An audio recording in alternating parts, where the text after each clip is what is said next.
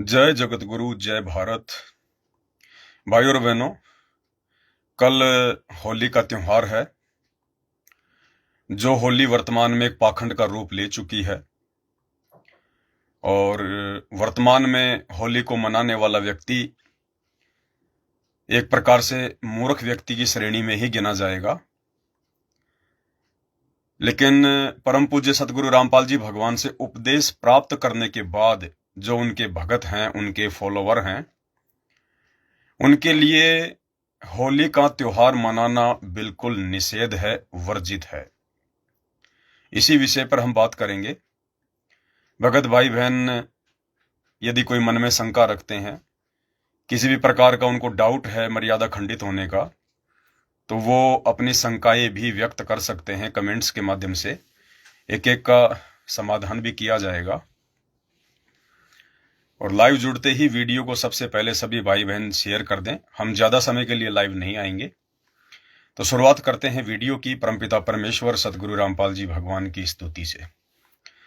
परमपिता परमात्मा, सारी सृष्टि के रचनहार, कुल मालिक, असंख्य ब्रह्मांडों के स्वामी, जगत गुरु, तीनों लोकों में प्रवेश करके सबका पालन पोषण करने वाले, राजाधिराज, आत्माधार, नाथों के नाथ, देवों के देव महादेव, सर्वेश्वर, महेश्वर, मृत्युंजय, अजरो अमर, आदि अनादि, सनातनी प्रभु, जगत पिता जगदीश्वर, श्री श्री 1008 की उपाधि के वास्तविक अधिकारी, अकाल मूरत शब्द स्वरूपी राम वासुदेव, सर्वगतम ब्रह्म, परम पूज्य, प्रथम पूज्य, परम संत, परम पुरुष, परम धनी, परम दयालु, सत्य कबीर, हक्का कबीर, अल्लाहु कबीर, अल्लाहु अकबर, बाखबर, अल्लाह ताला, जगत के तारणहार, जगत के मुक्तिदाता, जगत के जगन्नाथ, हारे के सहारे, हिंदुओं के राम, मुसलमानों के अल्लाह, सिखों के वाहिगुरु, ईसाइयों के मसीह,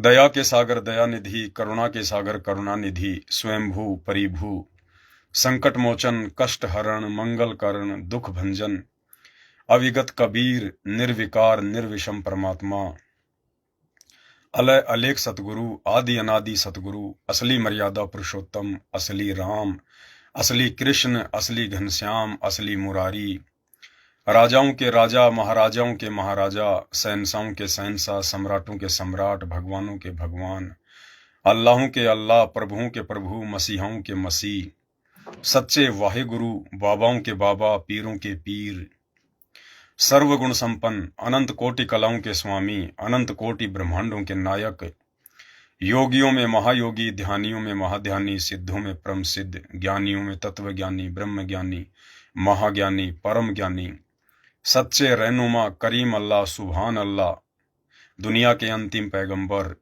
युवा कबीर, समर्थ कबीर, असंवाद, अमित ओझा, अविनाशी कबीर, अमर कबीर, ब्रह्मा विष्णु महेश के दादा, काल और दुर्गा के पिता, गांव धनाना, जिला सोनीपत, हरियाणा, भारतवर्ष की पावन भूमि पे प्रकट रियल कल की भगवान, संत शिरोमणि सतगुरु रामपाल जी परमेश्वर जी के चरण कमल में दास का अनंत कोटि दंडवत प्रणाम। सत्साई भाई और बहनों, देखो, हमारा सौभाग्य भी है कि आप और हम भाई बहन युग युगांतरों बाद भारतवर्ष की पावन भूमि पे पैदा हुए हैं, हमारा जन्म हुआ है। इस ब्रह्मांड में 49 करोड़ पृथ्वियां हैं, कितने ग्रह उपग्रह हैं, कहां कहां जीवन है, कोई गिनती नहीं है। फिर छोटा सा पृथ्वी लोक है, पृथ्वी लोक पर ना जाने 200-250 देश बना दिए गए, काल के द्वारा टुकड़ों में बांट दिया गया इंसान को। उसकी तो साजिश है कि भाई किसी भी प्रकार से इन आत्माओं को मैं आपस में अध्यात्म की ज्ञान चर्चा ना करने दूं। जब कभी धरती पर वो परमात्मा सतलोक से, सचखंड से इन आत्माओं को लेने के लिए आए, तो ये आत्मा उस परमात्मा के ज्ञान को समझ न जाएं, उसके सत्संग ग्रहण ना कर लें, उनकी शरण में ना आ जाएं और मेरे इस 21 ब्रह्मांड से निकल ना जाएं। क्योंकि काल को चिंता केवल मनुष्य शरीरधारी आत्माओं की है, वो चाहे स्त्री हो चाहे पुरुष हो।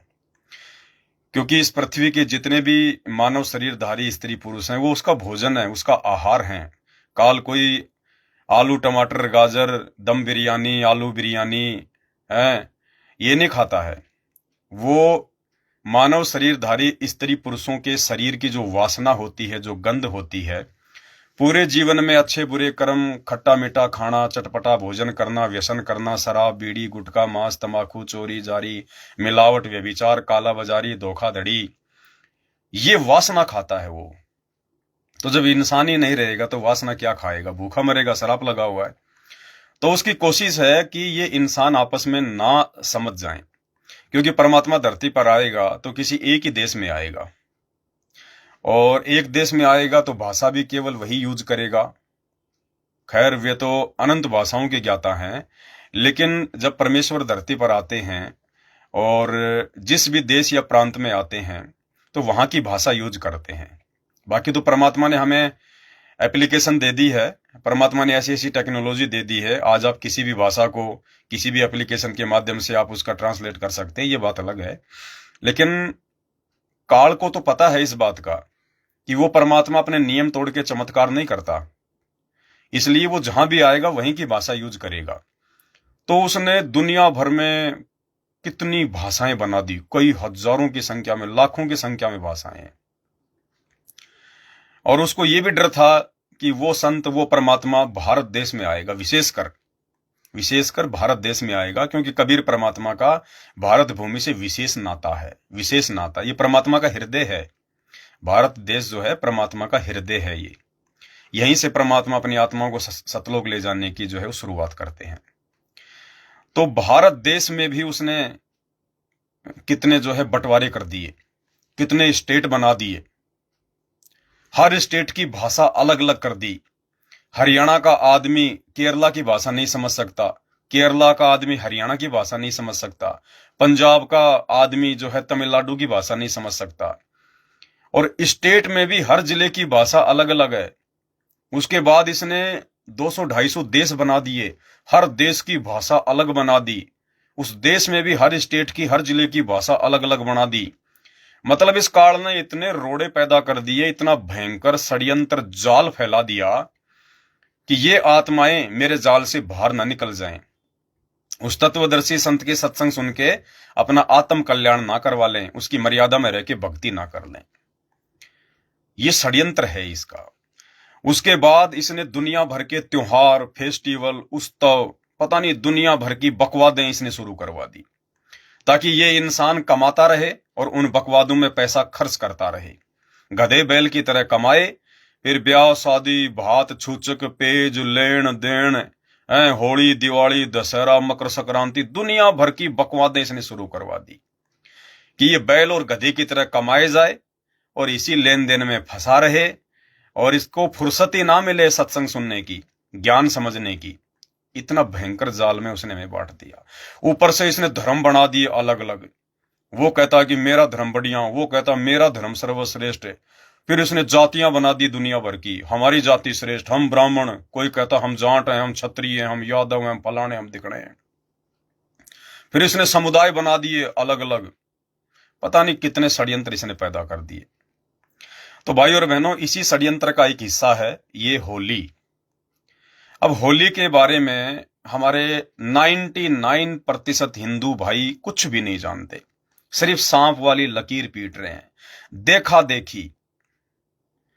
और अब परमेश्वर सतगुरु रामपाल जी भगवान ने आके हमें जो यथार्थता बताई है, जो सच्चाई हमें बताई है, सृष्टि रचना का जो हमें ज्ञान दिया है, उसके बाद हमारी आंखें खुली हैं कि ये होली दिवाली, ये दशहरा, ये जात पात, ये देश धर्म, ये सब कुछ इस काल का षड्यंत्र है, केवल हमको आपस में बांट कर रखने के लिए। तो अब ये षड्यंत्र टूटेगा, क्योंकि परमात्मा धरती पर प्रकट हो चुके हैं, अपना अनमोल तत्व ज्ञान दे रहे हैं, ज्ञान आत्माओं के हृदय में समा रहा है, और तन मन धन से आत्माएं परमात्मा के प्रति समर्पित हो चुकी हैं अपने आत्म कल्याण के लिए। तो संत रामपाल जी के भक्तों ने तो किसी भी प्रकार के पाखंड में ना कोई सहयोग करना है और ना इस पाखंड में अपना पैर दसाना है। चाहे कोई भी त्योहार क्यों ना हो, किसी भी प्रकार का, हमारा त्योहार केवल एक ही है।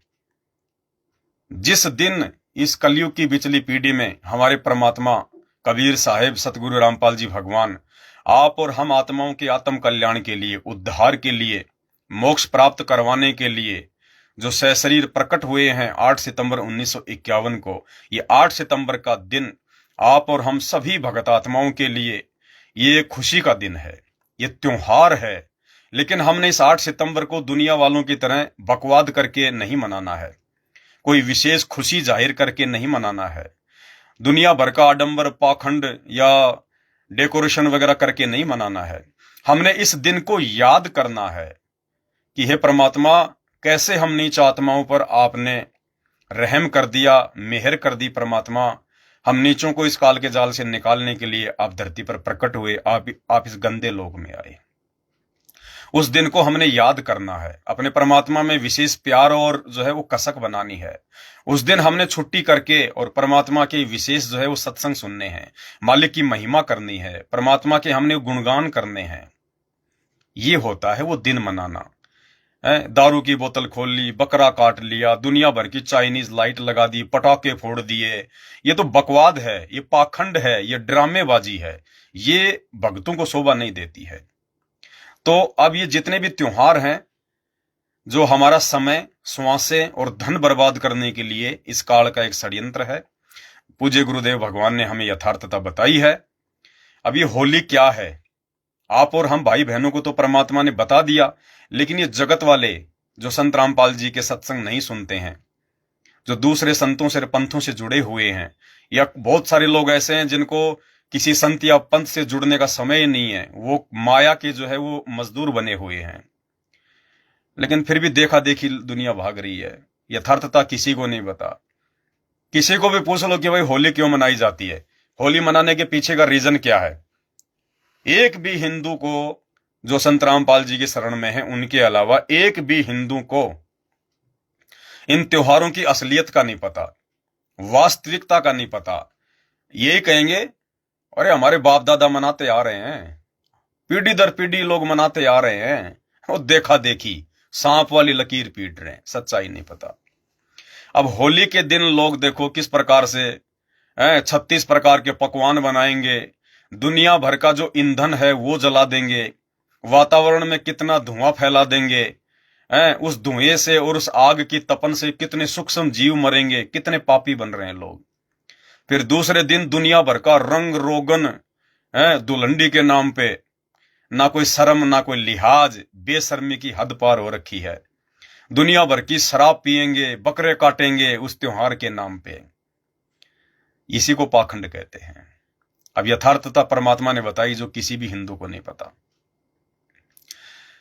होली क्या है, होली कौन है। अब एक तरफ तो कहते हैं कि हम हिंदू हैं, और दूसरी तरफ राक्षस की पूजा कर रहे हैं। राक्षस के नाम पे ये त्योहार चल रहा है। अरे होलिका के नाम पर होली मनाई जाती है। होलिका कौन थी? होलिका त्रेता युग में हिरण्यकश्यप जो राक्षस था उसकी बहन थी। उस राक्षस की बहन राक्षसी का नाम था होलिका।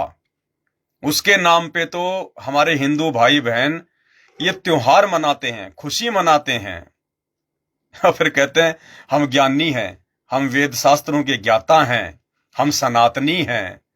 अरे अगर तुम सनातनी हो तो भाई त्रेता युग से पहले सतयुग में होली नहीं मनाई जाती थी। तुम्हें पता होना चाहिए, सतयुग में ना कोई दिवाली मनाई जाती थी, ना कोई होली मनाई जाती थी। फिर काहे के सनातनी मेरे भाई, काहे के सनातनी? सनातनी वो होता है जो केवल उन्हीं चीजों को फॉलो करता है जो चीजें अविनाशी होती हैं, जो चीजें सृष्टि की शुरुआत से लेकर अंत तक रहेगी, उसको कहते हैं सनातनी। सनातनी यानी जो सबसे पहले भी था और सबसे लास्ट में भी रहेगा। तो सनातन कोई धर्म नहीं होता है, सनातन कोई त्योहार नहीं होता है, सनातन कोई संस्कृति नहीं होती है। धर्म, जातियां, ये संस्कृतियां, ये सब मर मिटती रहती हैं। सनातन और सनातनी केवल एक ही है, और वो है पूर्ण परमात्मा, परमेश्वर, अल्लाह, भगवान, गॉड, सब उसी के नाम है। वो परमात्मा जिसने सृष्टि की उत्पत्ति की, जिस परमात्मा का कोई आदि नहीं, कोई अंत नहीं, जिस परमेश्वर को मारने में कोई सक्षम नहीं, ये सृष्टि खंडित हो जाएगी तब भी वो परमात्मा रहेगा, ये सृष्टि नहीं थी तब भी वो परमात्मा था। उसको कहते हैं सनातन, जिसका किसी भी देश काल और परिस्थिति में विनाश ना हो, अविनाशी, अजरो अमर। सनातन शब्द केवल परमात्मा के साथ लगता है और किसी भी वस्तु के साथ सनातन नहीं लग सकता। या उस परमेश्वर के जो मंत्र हैं, जिन मंत्रों से हमारा मोक्ष होगा, उन मंत्रों को हम सनातनी मंत्र जो है वो कह सकते हैं। हम लोग नित्य नियम में पढ़ते हैं ना, सतगुरु आदि अनादि है और सतगुरु मध्य है मूल, सतगुरु को सिजदा करूं एक पलक नहीं भूल। यानी आदि और अनादि केवल परमात्मा है, सतगुरु जी हैं और कोई नहीं है। तो सनातनी कहने के अधिकारी केवल वर्तमान में कबीर परमेश्वर सतगुरु रामपाल जी भगवान है, जिनका ना तो किसी मां के गर्भ से जन्म होता है और ना जिनको मारने में इस सृष्टि में कोई सक्षम है। तो एक राक्षस स्त्री के नाम पे आज हमारा हिंदू समाज होली मना रहा है, खुशी मना रहा है।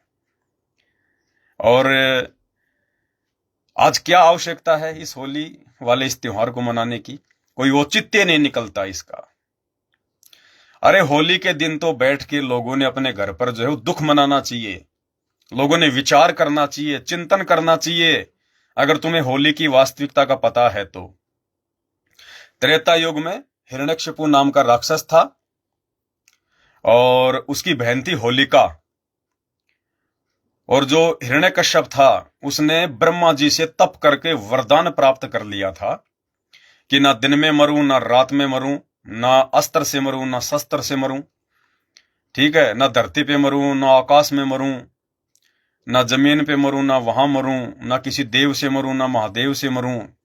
मतलब उसने अपनी बुद्धि से ऐसा वरदान ले लिया कि मुझे कोई मार ही नहीं सकता। लेकिन वो तो एक जीव की सोच थी। और उसके बाद अब अहंकार आ गया उसमें, खुद ही भगवान बन बैठा। अब उसी के घर में परमात्मा ने अपना भगत भेज दिया प्रहलाद। और प्रहलाद को जब ज्ञान हुआ कि भाई भक्ति इस हिरण्यकश्यप की नहीं, भक्ति मेरे बाप की नहीं, भक्ति तो सबके बाप की करनी चाहिए, उस परमात्मा की। उसको केवल विष्णु तक का ज्ञान था, तो वो विष्णु विष्णु नाम जाप करता था। हिरण्यकश्यप को यह पसंद नहीं आया कि लोग क्या कहेंगे कि राजा का बेटा ही मेरा भगत नहीं है, तो लोग मेरी अधीनता को कैसे स्वीकार करेंगे। ये सोचकर उसने प्रहलाद को समझाया, लेकिन प्रहलाद नहीं समझा क्योंकि वो भक्ति बीज था। परमात्मा सतगुरु रामपाल जी भगवान का बच्चा था, उनका भगत था, युगों युगों से उनकी भक्ति करता हुआ आ रहा था। नहीं माना। 8-10 साल की उम्र थी, छोटा था, लेकिन पिछले संस्कार मजबूत थे, भक्ति बीज था। 84 प्रकार की यातनाएं सतगुरु रामपाल जी भगवान ने बताया कि 84 प्रकार की यातनाएं भगत प्रहलाद को छोटी सी उम्र में उसके पिता के द्वारा दी गई। कभी उसको पहाड़ से फिकवा दिया, कभी उसको सर्पों के बीच में डाल दिया, कभी जंगल में फिकवा दिया, कभी उसको तेल के कड़ाई में डाला। 84 प्रकार की यातना। लेकिन उस भगत का विश्वास डगमग नहीं हुआ। पिछला हंस था परमात्मा का, और हर मुसीबत के समय परमात्मा उसकी रक्षा करता था। गरम गरम तेल कढ़ाई में डालकर, जिसका फोरने हाइट भी आइडिया नहीं, उसको डाल दिया जाता था, लेकिन वो ठंडा मिलता। पहाड़ से नीचे गिरा दिया जाता, नीचे वो फूलों पे आके गिरता। सर्पों के बीच में डाल दिया जाता, धूप में सर्प अपने फन फैलाकर उसको छाया करते थे। ऐसी ऐसी 84 प्रकार की यातना उस भगत को दी गई। उसके बाद में जब हिरण्यकश्यप के पास में कोई ऑप्शन नहीं बचा, तो उसकी बहन होलिका, जिसको ब्रह्मा जी से एक चादर मिली हुई थी।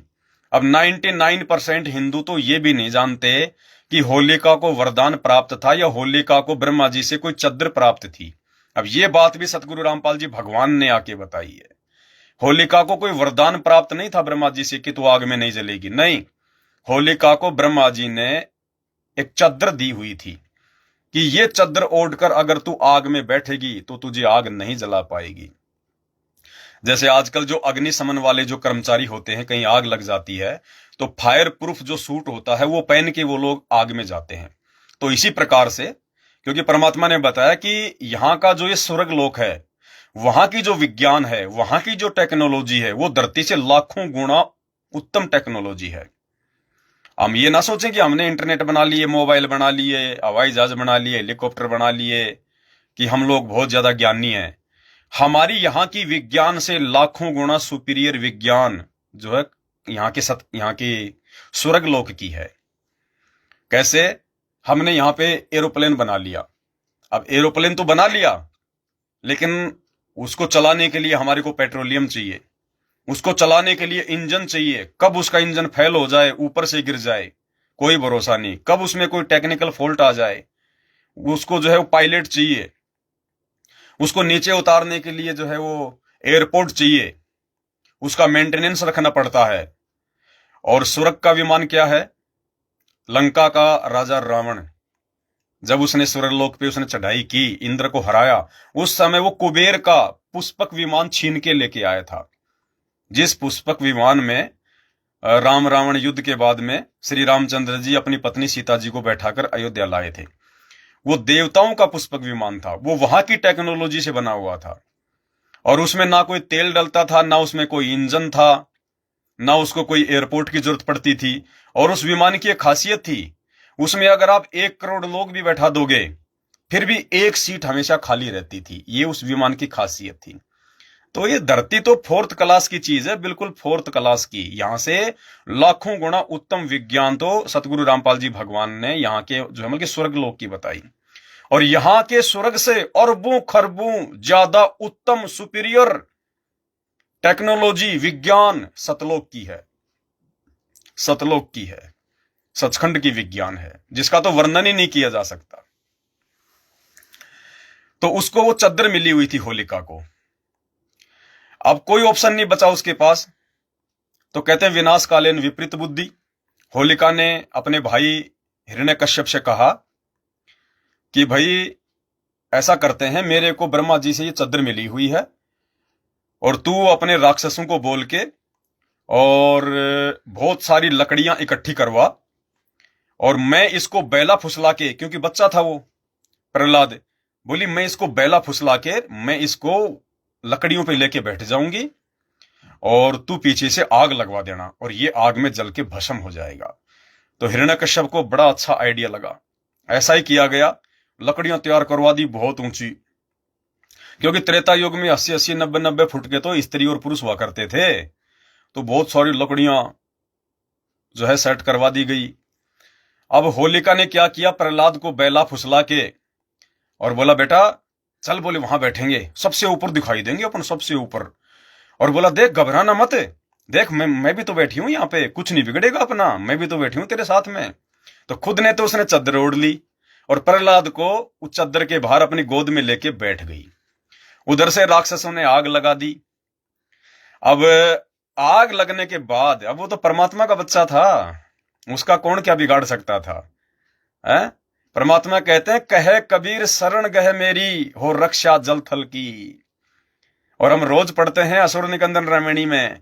भाइयों और बहनों, ये भगवान वही है जो त्रेता युग में नरसिंह रूप धारण करके आया था, जो सतयुग में वामदेव के नाम से आया था। ये वही परमात्मा है जिसने सारी सृष्टि रची है। वही परमेश्वर आज सतगुरु रामपाल जी भगवान के रूप में आप और हमारा सौभाग्य कि हमारे पूज्य गुरुदेव जी के रूप में धरती पर प्रकट हैं। तो इस परमेश्वर की शक्ति आज भी वही है, इस परमेश्वर की सामर्थ्यता आज भी वही है। बस कमी है तो आप और हमारी। हम किस दिन उनके नियम और मर्यादाओं में खरे उतरेंगे, उसके बाद देखना खड़े खड़े चमत्कार, खड़े खड़े चमत्कार। तो ये परमेश्वर आज भी सब कुछ करने को तैयार है। ऐसा नहीं है कि इन्होंने केवल जो है प्रहलाद को ही अग्नि से बचाया, नहीं, ये परमेश्वर तो पूरी दुनिया को बचा सकता है, लेकिन उसके लिए उसकी मर्यादाओं में आना पड़ेगा, उसकी शरण में आना पड़ेगा, नियम में रह के भक्ति करनी पड़ेगी। और आप और हम जो उनकी शरण में आ चुके हैं, चंद आत्माएं, अरबों खरबों में से चंद आत्माएं जो सतगुरु रामपाल जी भगवान के शिष्य और शिष्याएं बन चुके हैं, उनकी शरण में आ चुके हैं, और यदि पूर्णतया मर्यादा में रह के उन्हीं को कबीर परमात्मा मान के भक्ति करेंगे, तो परमेश्वर हमारी हर जगह रक्षा करेंगे। जल में, थल में, नभ में, गोलियों से, मिसाइल से, परमाणु बम से, धोखाधड़ी से, वशीकरण से, जंतर तंत्र से, मंत्र से, अग्नि से, हर प्रकार से परमात्मा रक्षा करेगा। और गुप्त रूप में परमात्मा हमारी रक्षा करता भी है, हमें तो पता भी नहीं चलता। परमात्मा कहते हैं गुप्त रूप में सब काम सार दे, जो भी विपदा आने पड़े। आप और हम नीचों को तो सतगुरु रामपाल जी भगवान महसूस भी नहीं होने देते हैं। ऐसी ऐसी आपत्ति हमारी टाल देते हैं और फिर भी हम उनको शिकायत करते हैं कि गुरुजी ऐसा क्यों हो गया। तो ये हमारी मूर्खता है। तो असुर निकंदन रमणी के लास्ट में जो रक्षा मंत्र लिखा हुआ है, वो रक्षा मंत्र का मतलब वो ऐसा नहीं है कि हम उस मंत्र को बोलेंगे लास्ट वाले को तो हमारी रक्षा हो जाएगी। नहीं, रक्षा मंत्र तो जो नाम उपदेश देते समय जो मंत्र जाप करने के लिए गुरुदेव ने दे दिया वो ही है। लेकिन असुर निकंदन रमणी में जो रक्षा मंत्र है लास्ट में, वो तो उनकी जो मतलब की महिमा है कि यदि तुम संत रामपाल जी की शरण में आ जाओगे, उनके दिए गए मंत्रों को मर्यादा में रहकर जाप करोगे तो तुम्हारी रक्षा होगी। और किन किन चीजों से रक्षा होगी उसकी जानकारी उस रक्षा मंत्र में है कि सतगुरु शरण शरण आई और शरण गए कछु भय नहीं व्यापे, काल जाल भय मिट जाई, रोग शोग छल छिद्र न व्यापे, सन्मुख ना ठहराई। रोग यानी कोई भी महामारी, वायरस संत रामपाल जी के भक्तों का बाढ़ बाका नहीं कर सकती। शोग यानी आपको कोई दुख नहीं हो सकता। छल छिद्र, आपके साथ कोई धोखाधड़ी करे तो करे, आपका कुछ नहीं बिगाड़ेगा। रोग शोग छल छिद्र न व्यापे, सन्मुख न ठहराई, और जहर अग्नि तन निकट न आवे, दूरी जात रंगाई। जहर और अग्नि संत रामपाल जी के भक्तों का जो पूर्णतया मर्यादा में है, उनका बाल भी बाका नहीं कर पाएगी। बाल भी बाका। जैसे परमात्मा ने होलिका की गोद से प्रहलाद को बचाया, ऐसे बचाएगा परमात्मा आज अपने भक्तों को। और देख लेना 2028 जो महाविनाश का समय आ रहा है, उससे पहले पहले जो तांडव मचेगा देश और दुनिया में, उस समय कैसे सतगुरु रामपाल जी भगवान अपनी विशेष आत्माओं की रक्षा करेंगे। सभी भक्तों की रक्षा नहीं करेंगे। लाखों की संख्या में संत रामपाल जी के फॉलोवर हैं, लेकिन उन सब की रक्षा नहीं होगी। विशेष आत्माओं की रक्षा होगी, विशेष भक्तों की रक्षा होगी। और विशेष भक्त वो होते हैं जो अपने गुरु को परमात्मा मान के उनकी प्रत्येक आज्ञा में चलते हैं, उनकी रक्षा होगी। राजनीति करने वाले, खेल स्टेडियम बनाने वाले, आश्रमों में जा जाके गुरु की गैर हाजिरी में कुपात्रों को ज्योति पाठ का दान देने वाले, गुंडों की सीबीआई जांच कराने वाले, राजनीति में हस्तक्षेप करने वाले, आरक्षणों में बैठकर गुरु जी की बदनामी करने वाले, आन उपासना में जाके जो है मतलब भंडारे करने वाले अयोध्या में, ऐसे लोगों की रक्षा नहीं होगी। वो भगत चाहे कितना ही संत रामपाल जी को अपना गुरु कहें, कितना ही भक्ति करें, वो वर्तमान में मर्यादा में नहीं है। उन सब की मर्यादा काल बलि तुड़वा चुका है। वो केवल नाम के भगत हैं। तो होलिका प्रहलाद को लेके बैठ गई, नीचे से आग लगा दी गई, लेकिन वो होलिका भूल गई। घमंड में, अहंकार में वो भूल गई कि ब्रह्मा जी ने जब उसको चद्दर दी थी तो ये भी कहा था कि जिस दिन तू इस चद्दर का जो है वो गलत प्रयोग करेगी, उसी दिन ये शक्ति तेरे से छीन ली जाएगी। तो जैसे ही आग ने अपना जोर पकड़ना शुरू किया और आग होलिका तक जो है वो पहुंची, तो प्रहलाद को तो कुछ भी महसूस नहीं हो रहा। प्रहलाद को तो कुछ भी महसूस नहीं हो रहा, वो तो परमात्मा का बच्चा। अब उधर से क्या किया परमात्मा ने, वो समर्थ सतगुरु ने क्या किया, कबीर परमात्मा सतगुरु रामपाल जी भगवान ने क्या किया। जैसे ही आग ने जोर पकड़ा, चारों तरफ आग फैल गई। ना होलिका भाग सकती, ना प्रहलाद भाग सकता। धक्कड़ धक्कड़ जलने लगी। उसी समय कबीर भगवान सतगुरु रामपाल जी परमात्मा ने ऐसी भयंकर आंधी चलाई, ऐसी भयंकर हवा चलाई कि वो जो चद्दर होलिका ओढ़ के बैठी हुई थी, वो चद्दर होलिका से हटके और उस भगत जो है प्रहलाद के ऊपर आ गिरी।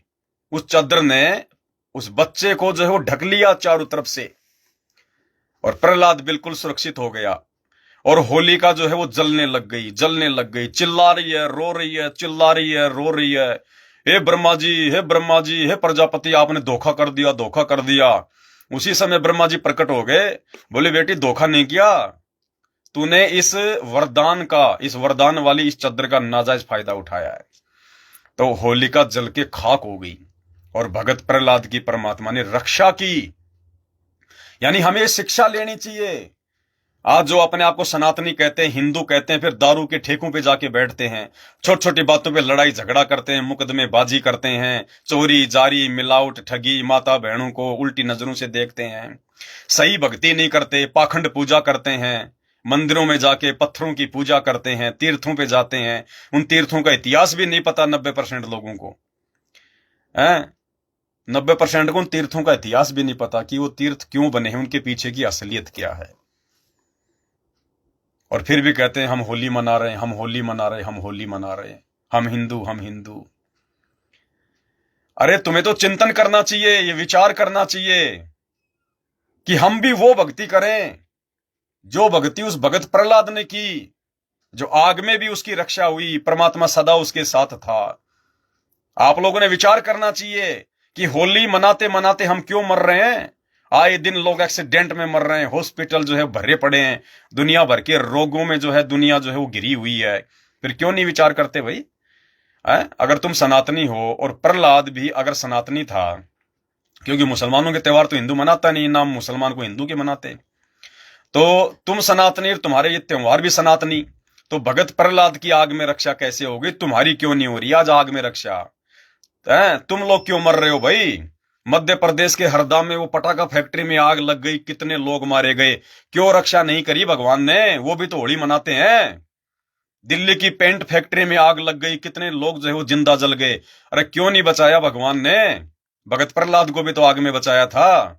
अभी थोड़े दिन पहले हरियाणा के रेवाड़ी में कोई बॉयलर फटने से 30-35 लोग जो है वो जिंदा जल गए, अरे क्यों नहीं बचाया भगवान ने? उत्तर प्रदेश के लखीमपुर में बारातियों से भरी हुई बस हाई टेंशन लाइट से टकरा के जल गई, 40 जो बाराती थी वो जिंदा जल गए उस बस में। क्यों भाई? तुम्हारी रक्षा भगवान क्यों नहीं कर रहा? जब प्रहलाद की रक्षा की थी उसने, प्रहलाद भी तो सनातनी था, तुम भी तो सनातनी हो। है ये सीखना चाहिए, विचार करना चाहिए, लेकिन उल्टा पाखंड में पाव दे रहे हैं, उल्टा पाखंड में धस रहे हैं। अरे ये त्योहार तो नहीं मनाना चाहिए, जबकि जो व्यक्ति होली का त्योहार मनाता है उस व्यक्ति का विरोध करना चाहिए, उस व्यक्ति का विरोध करना चाहिए जो व्यक्ति होली मनाता है, जो व्यक्ति लकड़ियां इकट्ठी करके जगह जगह जो है, कहीं भी रोड पे, कहीं भी गांव में इतना सारा जो ईंधन है जो उसको वेस्ट कर रहे हैं, उन लोगों का विरोध करना चाहिए। अरे तुम तो उल्टा काम कर रहे हो। अरे तुम्हारे द्वारा वर्तमान में लकड़ियां इकट्ठी करके होली मनाने का मतलब है तुम तो इस बात के समर्थन में हो कि होलिका ने जो किया भगत प्रहलाद को जलाने के लिए, बहुत अच्छा किया, बहुत अच्छा किया। अरे तुम तो जो है मतलब खुशी मना रहे हो। एक परमात्मा का भगत है, एक प्रहलाद है, उसकी तो बेचारी की उस दिन जान पे आफत आई पड़ी थी, उसको तो मारने का जो है षड्यंत्र जो है किया जा रहा था होली के माध्यम से, आग के माध्यम से। और तुम उस दिन, जिस दिन की यादगार के लिए ये दिन जो मनाया जाता है होली का, अरे उस दिन तुम लोगों ने बैठ के विचार करना चाहिए, जबकि तुम तो उल्टा पाखंड में बढ़ावा दे रहे हो। हैं? तुम तो उस प्रहलाद को जो मारने का जो षड्यंत्र जो रचा गया था, तुम तो उसका समर्थन कर रहे हो। तुम तो समर्थन कर रहे हो उसका कि बहुत अच्छा किया, बहुत अच्छा किया, होलिका ने तो एक ही प्रहलाद जलाया था, अब हम लाखों प्रहलाद जलाएंगे, लाखों प्रहलाद जलाएंगे। खुशी मनाते हो, डफ बजाते हो, गाने गाते हो, और उसके दूसरे दिन दुनिया भर के रंग रोगन से एक दूसरे को बंदर बनाते हो, खुद भी जो है बंदर बनते हो, पीपे के दारू गंदी नाली में जो है गिरते फिरते हो। अरे त्रेता युग में जिस दिन वो होलिका जो मरी थी, उसके दूसरे दिन वहां पे कोई खुशी मनाई गई थी क्या? अरे त्रेता युग में होली जब मरी थी, होलिका के दूसरे दिन वहां पे कोई रंग रोगन मनाया गया था क्या? है? तुम खुशी मना रहे हो। कोई खाटू श्याम जी जाके खुशी मना रहा है, कोई तिरुपति जाके खुशी मना, कोई रिश्तेदारों में जाके खुशी मना रहा है। काहे की खुशी मना रहे हो तुम? तुमने तो दुख मनाना चाहिए, दुख। खुशी की तो कोई बात ही नहीं है इसमें। जिस दिन प्रहलाद को जलाने का प्रयास किया गया और होलिका जल गई, राजा की बहन जल गई, हैं? अरे उसके दूसरे दिन तो बेचारे प्रहलाद को बुखार चढ़ गया, बेचारा डर गया कि पहले ये मेरा बाप मेरे को दुखी करता था, ये परेशान किया करता था, और अब तो मेरी वजह से इसकी बहन भी मर गई जो इसकी बहुत ही जो है वो प्यारी थी, और अब तो ये मेरे को और ज्यादा दुखी करेगा, मेरे को और जो है परेशानियां देगा। इस बात को सोच के दूसरे दिन बेचारा प्रहलाद तो चिंतित हो गया, टेंशन हो गई। और आज तुम क्या करते हो? होली के दिन तो आग जलाते हो, खुशी मनाते हो, जिस दिन बेचारे प्रहलाद को यातना दी जा रही थी, उसको मारने का प्रयास किया जा रहा था, उस दिन को तो तुम खुशी मना रहे हो, और उसके दूसरे दिन रंग रोगन है, एक दूसरे पे गुलाल छिड़क रहे हो, काले पीले हो रहे हो, शराब पी पी के मस्त हो रहे हो, और दूसरे दिन बेचारा प्रहलाद तो टेंशन में बैठा हुआ था। तो भाई तुम काहे के सनातनी हो?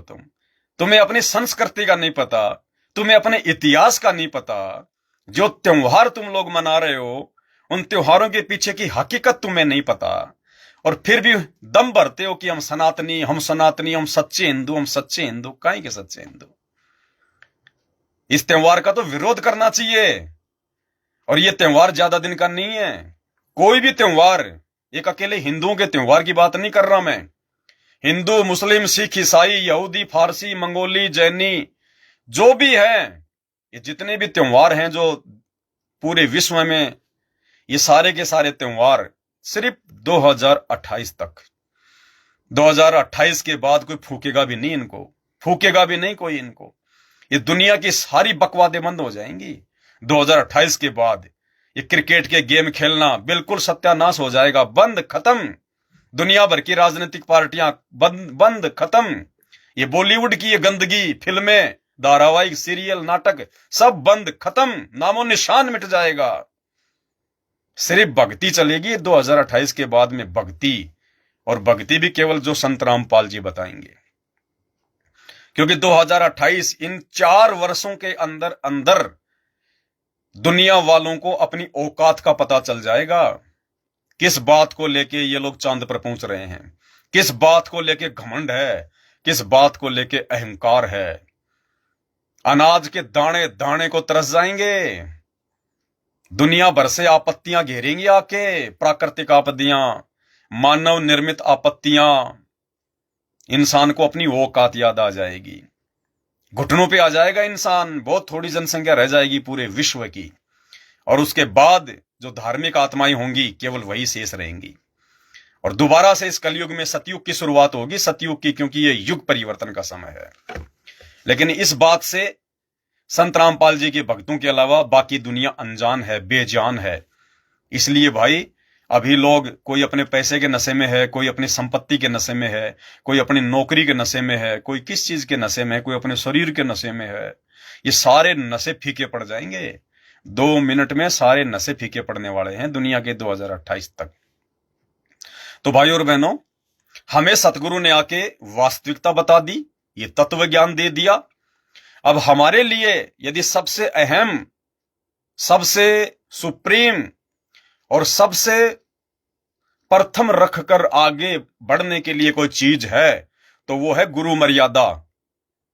अगर गुरु मर्यादा नहीं है तो हम चाहे कितनी भक्ति कर लें, कितना कुछ कर लें, परमात्मा फिर हमें अपना संस्कार ही देगा, जैसे जगत वालों को मिल रहा है। मृत्यु तो मृत्यु, सुख तो सुख, दुख तो दुख। संस्कार से बढ़कर परमात्मा उन्हीं को देता है जो उनकी शरण में आकर पूर्णतया उनकी मर्यादा में रहकर सच्चे नियत से भक्ति करते हैं। तो आप और हम भाई बहनों ने, संत रामपाल जी परमेश्वर जी के तमाम फॉलोवर्स ने, और विशेषकर साध संगति से जुड़े हुए सत्सेवक भाई बहनों ने किसी भी प्रकार के आडंबर में कोई सहयोग नहीं करना है। हमने खुद ने तो ये त्योहार वाले आडंबर करने ही नहीं है। हमने तो कोशिश करनी है लोगों को समझा समझा के इस पाखंड को जड़ से खत्म करने की, जो प्रयास हमारे पूज्य गुरुदेव भगवान कर रहे हैं। और अब वो प्रयास हमने करना है, लोगों को समझाना है, इन त्योहारों की असलियत समझानी है, वास्तविकता समझानी है। लोगों का जीवन बर्बाद हो रहा है, लोगों का धन और पैसा बर्बाद हो रहा है। क्या हासिल होगा इन 3-4 दिनों में? कितना पैसा लोगों का बर्बाद होगा है? और तरह तरह से, कोई कहां से छुट्टी लेके आ रहा है, कोई कहां से छुट्टी लेके आ रहा है। दुनिया भर का रंग रोगन, कितना पानी बर्बाद होगा। अरे तमिलनाडु और उधर जाके देखो, लोग पानी के लिए रो रहे हैं, तरस रहे हैं। जल संकट आ रहा है, वहां पे इमरजेंसी लगने के हालात हो रहे हैं। और यहां थोड़ा बहुत सुख है इधर नॉर्थ इंडिया में, तो तुम लोग समझ नहीं रहे, बर्बादी कर रहे हो। वो समस्या इधर आने में ज्यादा समय नहीं है, ज्यादा समय नहीं है। जब ऊपर वाले का जब कहर टूटेगा तो पता नहीं चलेगा क्या हो जाएगा और कब हो जाएगा। तो विचार करो इन बातों पे। तो भाई और बहनों, हमने इस पाखंड में कोई भी किसी भी प्रकार का, ना अपने घर वालों का, ना रिश्तेदारों का, ना अड़ोसियों का, ना पड़ोसियों का। हमने किसी का सहयोग नहीं करना है, अन्यथा मर्यादा टूटेगी, परमात्मा हमसे नाराज होंगे। अब कुछ एक भगत भाई बहनों के कुछ कमेंट्स आए थे दिन में, इसीलिए दास अचानक से लाइव आया था कि भगत जी थोड़ा सॉल्यूशन बताओ, हम कैसे जो है वो बचें। क्योंकि जो नए नए भगत भाई बहन है, अब नाम लेते तो सारा ज्ञान हो नहीं जाता। अब वर्तमान में हमारे गुरुदेव हमारे बीच में है नहीं शारीरिक रूप से, वो हिसार में बैठे हुए हैं।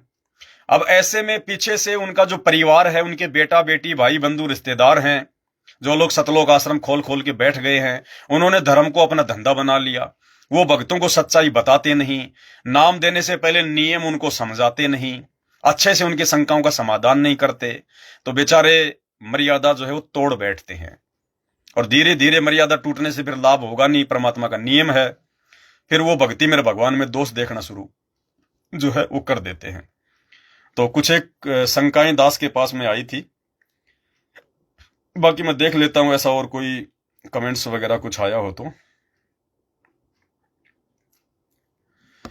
तो सबसे पहले तो एक भगत है या बहन थी मुझे नहीं पता, उनका कमेंट्स आया था कि भगत जी स्कूल में जाते हैं तो हमारे को रंग लगाते हैं, तो हम कैसे बचें।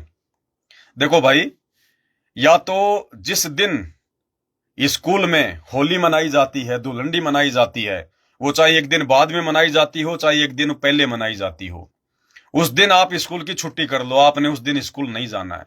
जिस दिन आपकी स्कूल में या कॉलेज में या किसी कोचिंग में या किसी भी ऑफिस में, कंपनी में, फैक्ट्री में, जहां भी आप जाते हैं, पढ़ते हैं, मजदूरी करते हैं, काम धंधा करते हैं, जिस दिन वहां पे होली वगैरह मनाई जाती है, इस पाखंड को बढ़ावा देने के लिए, इस बकवाद को बढ़ावा देने के लिए, उस दिन आप अपनी छुट्टी कर लीजिए।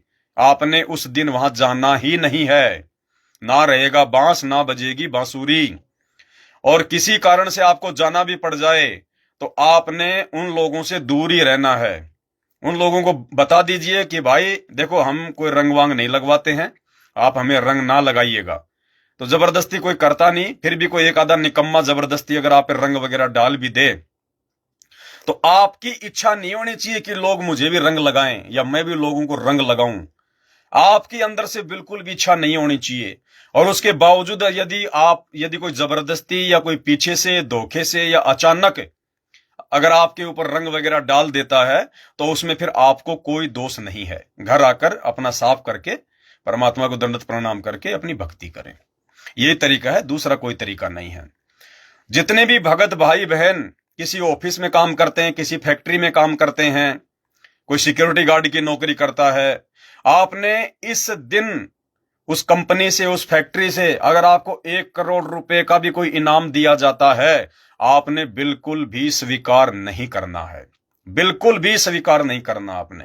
यदि कोई गिफ्ट आपको दिया जाता है, भले आपको BMW गाड़ी क्यों नहीं दी जाए, भले आपको रोल्स रॉयल गाड़ी क्यों ना दी जाए, जो कि 8-10 जो है करोड़ की आती है, आपने थूकना भी नहीं है। इंद्रदा राज कागदा बिष्टा ना भोगा इंद्राणी नु। आप बोल दीजिए भाई साहब मैं यहां जॉब करता हूं, उसके बदले आप मेरे को मेरी जो तनख्वाह बनती है वो आप मुझे दे रहे हैं, बस इससे ज्यादा मुझे कुछ नहीं चाहिए। हमने इन पाखंडों से हटना पड़ेगा भाई और बहनों। दुनिया की बेगार को अपने घर में रखने से हमने जो है बचना पड़ेगा, बाहर चढ़ेगा। हाँ, यदि आपको कोई बोनस दिया जाता है, कोई जो है वो इंक्रीमेंट दिया जाता है, आपकी पोस्ट को बढ़ाया जाता है, तो वो लेने में कोई दिक्कत नहीं है। लेकिन आपकी अंदर से इच्छा नहीं होनी चाहिए कि मेरे को सुपरवाइजर से मैनेजर बनाया जाए, मैनेजर से मेरे को जो है और जो है बड़ा कोई अधिकारी बनाया जाए, या फिर मेरे को उस त्योहार के दिन मेरे को कम से कम 5-10 हजार रुपए तो मिलने चाहिए। आपकी अंदर से, यदि आप भगत हैं संत रामपाल जी के, जहां भी जॉब करते हैं, छोटी या बड़ी, आपकी अपने अंदर से किसी भी प्रकार की कोई भी अनैच्छिक डिमांड नहीं होनी चाहिए आपकी सैलरी के अलावा, कि मुझे कोई गिफ्ट मिलना चाहिए, मुझे कोई इंक्रीमेंट मिलना चाहिए, मुझे कोई बोनस मिलना चाहिए। नहीं, बिल्कुल भी नहीं।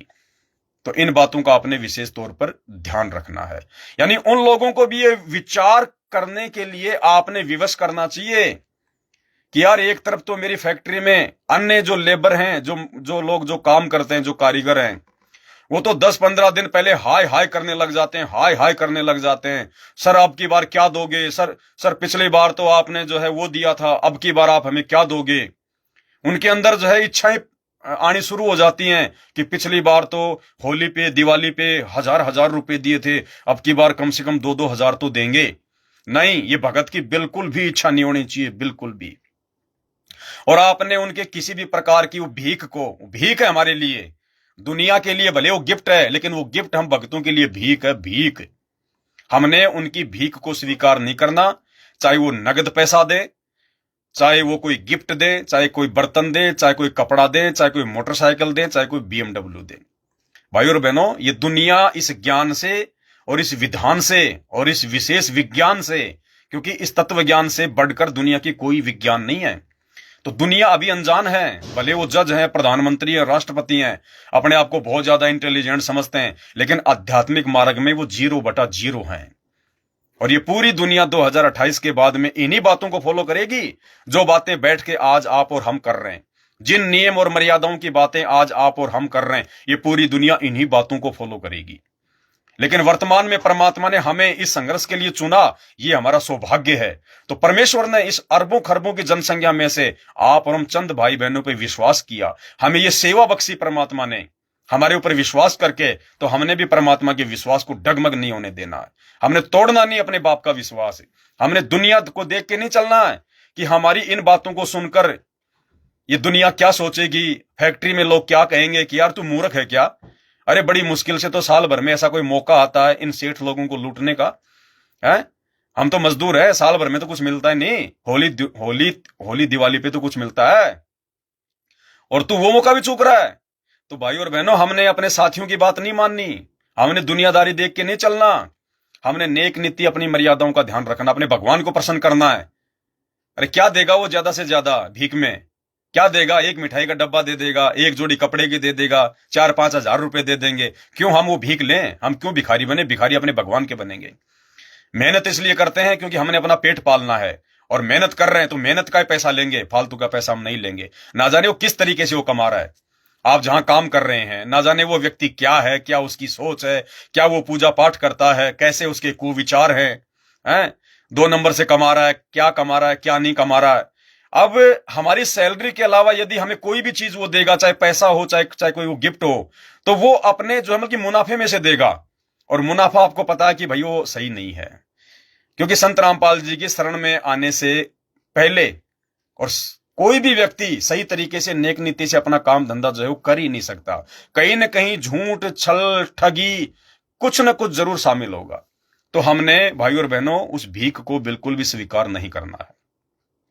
घर में हमारी जो माता बहनें होती हैं, बाकी जो परिवार के मेंबर हैं, उन्होंने नाम दीक्षा नहीं ली होती है, और हो सकता है उन भाई बहनों का वो विरोध भी करते हो कि तुमने तो होली मनाना छोड़ दिया, दिवाली मनाना छोड़ दिया।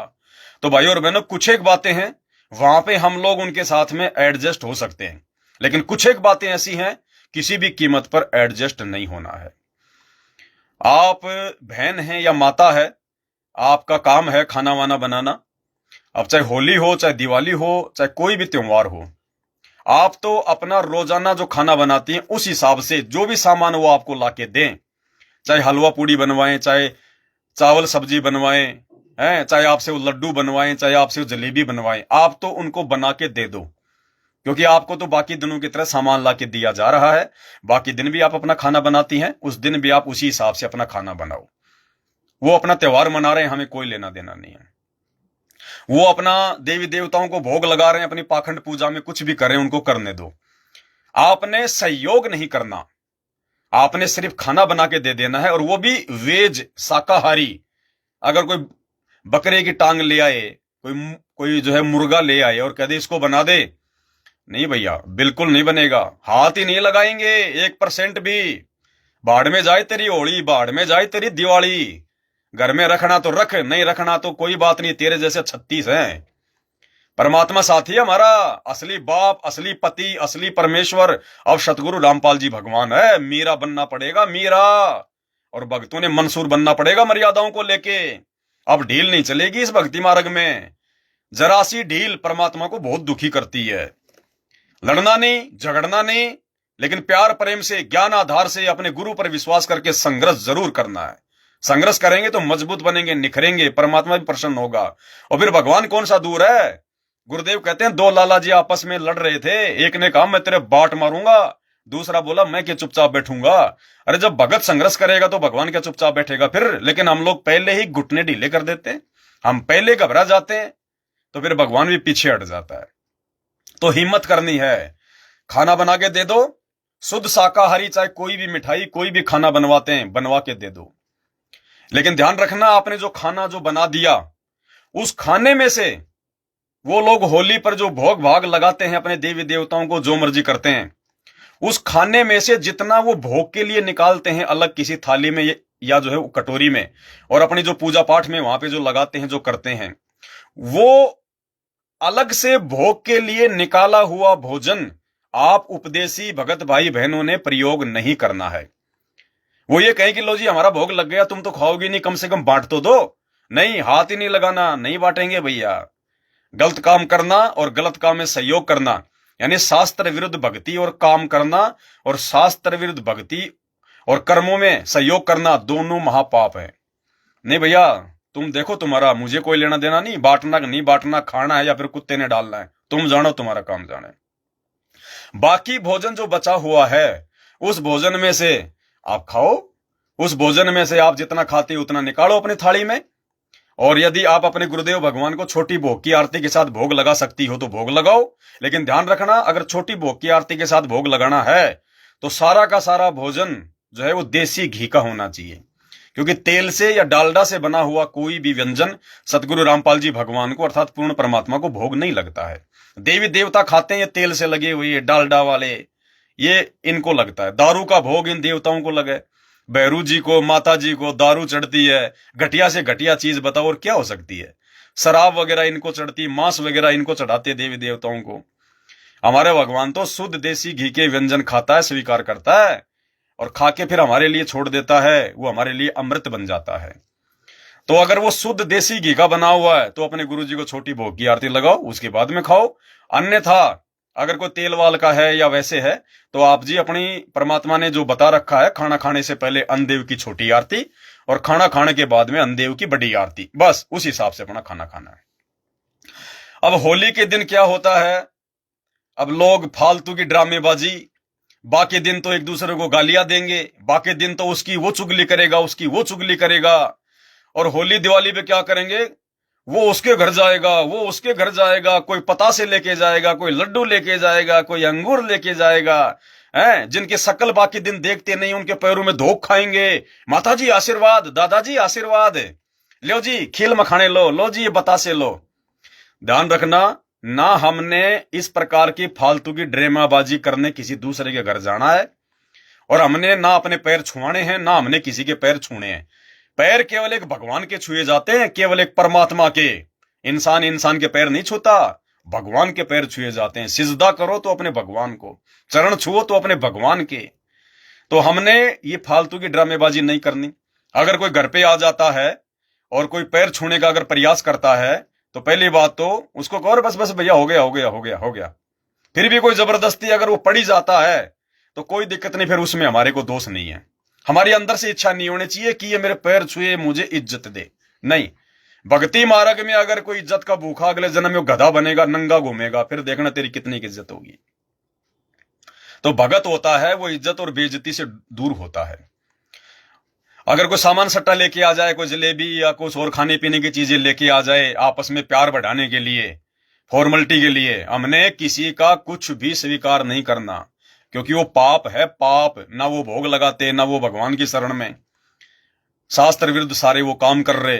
तो हमने उनकी किसी भी वस्तु को, खाद्य वस्तु को, या किसी भी जो है कपड़े लत्ते को, मिठाई के डब्बे को आपने स्वीकार नहीं करना, जिन्होंने नाम दीक्षा ले रखी है। बाकी जो आपके परिवार वाले हैं जो अनुपदेशी है, वो चाहे जहर खाएं, चाहे लोगों की मिठाई खाएं, चाहे लोगों को मिठाई दें, वो उनकी मर्जी है, आपने नहीं करना कुछ भी।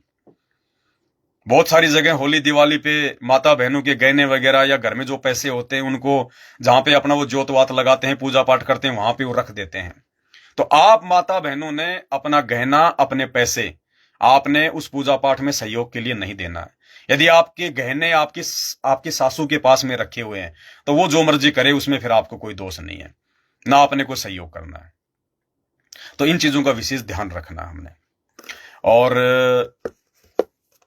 अब बहुत सारी बातें हैं, अब दिमाग में आती नहीं इतनी। अब आप देखता हूं अगर कोई कमेंट्स आया होगा तो संबंधित मेरे पास में। एक भगत जी हैं, उन्होंने भेजा है, सतसाई भगत जी। दास की एक शंका है। दास अभी फिलहाल एक गेस्ट हाउस में किचन में वेटर का काम करता है, जहां पर लगभग 15-16 जनों का स्टाफ है। सैलरी के अलावा वहां पर कुछ ऊपर का पैसा भी आता है, जो सबको अपने अपने हिस्से का बांट दिया जाता है। दास ने तो लेने से मना कर दिया है, लेकिन बार बार विनय करते हुए कहते हैं कि आपका भी लेने का हक है। ऐसी स्थिति में दास अपने हक का पैसा ले सकता है या नहीं? भगत जी, हाथ भी नहीं लगाना, थूकना भी नहीं है उस पैसे पे। आप जिस भी गेस्ट हाउस में या होटल में काम करते हो और आपको जो मेहनत मजदूरी दी जाती है, बस आपने केवल उसी को स्वीकार करना है। उसके अलावा जो टिप का पैसा आता है, जो गेस्ट वगैरह जाते हैं, कोई 1 दिन रुकता है, कोई 2 दिन रुकता है, और जैसी भी उनकी चापलूसी वो वेटर लोग जो है वो करते हैं। वेटर चापलूसी क्यों करता है? देखो, मात्र सैलरी के लिए इतना आगे पीछे कोई नहीं भटकता। सैलरी तो कौन देगा? सैलरी तो वहां का जो मालिक है वो देगा। वो तो तुम जैसा भी काम करोगे वो तो देगा ही देगा। एक्स्ट्रा पैसे के लिए कस्टमर के आगे पीछे फिरेंगे। Sir, yes sir, yes yes sir, sir yes yes. मतलब जैसे कोई देवता आ गया हो नीचे उतर के। अपने माँ बाप की भी जिंदगी में कभी उन वेटरों ने इतनी चापलूसी नहीं करी होगी। अपने माँ बाप की भी कभी इतनी इज्जत, इतना मान सम्मान नहीं किया जितना वो 2 कोड़ी के आदमियों का करते हैं। 2 कोड़ी के आदमी क्यों? गेस्ट हाउस में ज्यादातर बकवादें होती हैं। कोई लड़कीबाजी करने के लिए आता है, कोई शराब की पार्टी करने के लिए आता है। आ गए गेस्ट हाउस में, ले आए, मंगवा ली जो है दारू की बोतल, मुर्गा मंगवा लिया है, बियर बार में चले गए, लड़कियों के डांस देख लिया, मनोरंजन कर लिया। अरे उन 2 कोड़ी के जीवों के आगे तुम यस यस यस है, और अपने माँ बाप को सीधे मुंह से भी नहीं बात करते। भाई और बहनों, अगर आप वेटर हैं, किसी गेस्ट हाउस में ऐसा काम करते हैं, ध्यान रखना, मर्यादा विरुद्ध कोई काम नहीं करना। कोई भी काम, अगर कोई चिकन मंगाता है, अगर कोई दारू मंगाता है, अगर कोई बियर मंगाता है, बिल्कुल छूना भी नहीं है, छूना भी नहीं है, ले जाके देना भी नहीं है। ध्यान रखना, जहां भी काम करो पहले अपने होटल के मालिक को बता दो कि भैया ये नियम है। अगर शुद्ध शाकाहारी भोजन होगा तो मैं सप्लाई करूंगा, और बाकी ये बकवादे मैं नहीं करूंगा बिल्कुल भी, भले काम पे रखे या ना रखे। अब अब जाते समय कोई 500 रुपए दे जाता है भीख में। अंग्रेजी का शब्द है टिप, और वैसे मतलब शुद्ध भाषा में क्या बोलते हैं उसको? भीख। भीख। तो कोई 100 रुपए की भीख दे जाता है, कोई 1000 रुपए की भीख दे जाता है। 1000 रुपए तो बहुत कम होते हैं, कोई 500 रुपए की भीख दे जाएगा। अब वो भीख इकट्ठी हो जाती है महीने भर में, 10,000, 20,000, 50,000, और उसके बाद में फिर जितने भी वेटर वहां काम करते हैं वो सब आपस में उसको बांट लेते हैं। अगर आप भगत हैं, संत रामपाल जी के शिष्य हैं, तो भाई आपने उस भीख में से आपका जो हिस्सा बनता है आपने बिल्कुल भी स्वीकार नहीं करना है। 1 रुपया भी नहीं लेना, 1 रुपया ही नहीं लेना आपने। और बोल दो भैया मैं नहीं लूंगा, ये मुझे मेरी मेहनत मिल रही है, मुझे मेरी सैलरी मिल रही है, मैं ये टिप टाप नहीं ले सकता, मेरे नियम नहीं है, मैं नहीं ले सकता। पता नहीं कौन किस तरीके से कमा रहा है। गेस्ट हाउस में आने वाला कोई शराब का व्यापारी है, कोई बूचड़ खाना चलाता है, कोई वेश्यावृत्ति का धंधा करता है, ऐसे नीच लोगों की नीच कमाई हम क्यों खाएं? कहते हैं जैसा खाओगे अन्न फिर वैसा होगा मन। इसीलिए तो लोगों के आचार विचार सब जो है बर्बाद हो चुके हैं। जैसा पियोगे पानी वैसी होगी वाणी। तो जैसा खाओगे वैसा ही तो होगा, रिएक्शन तो वैसा ही आएगा। Every action has an opposite reaction, हर क्रिया की प्रतिक्रिया होती है। तो भाई साहब स्पष्ट मना कर दो भगत जी, और इससे मुझे नहीं लगता कि उनको कोई आपत्ति भी होगी, क्योंकि उनको तो अंदर ही अंदर उनको तो खुशी होगी कि कम से कम और हमारे 500-500 रुपए आएंगे हिस्से में। तो आपने नहीं लेना। दुनिया जहर खा रही है तो खाने दो, दुनिया तो अनजान है। हमें भगवान ने ज्ञान दे दिया, विधान बता दिया, हमने अपने परमात्मा को प्रसन्न करना है, सतगुरु रामपाल जी भगवान को प्रसन्न करना है। इस प्रकार से अब भाई और बहनों, आपने कमेंट्स किए होंगे, लेकिन मैं तो देख नहीं पाया अब इन कमेंट्सों को, क्योंकि मेरा ध्यान तो बातों के ऊपर था।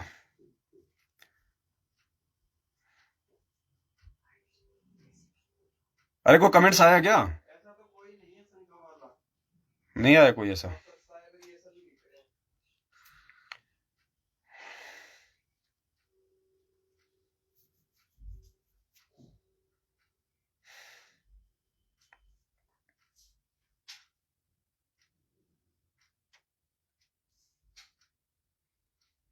चला देगा।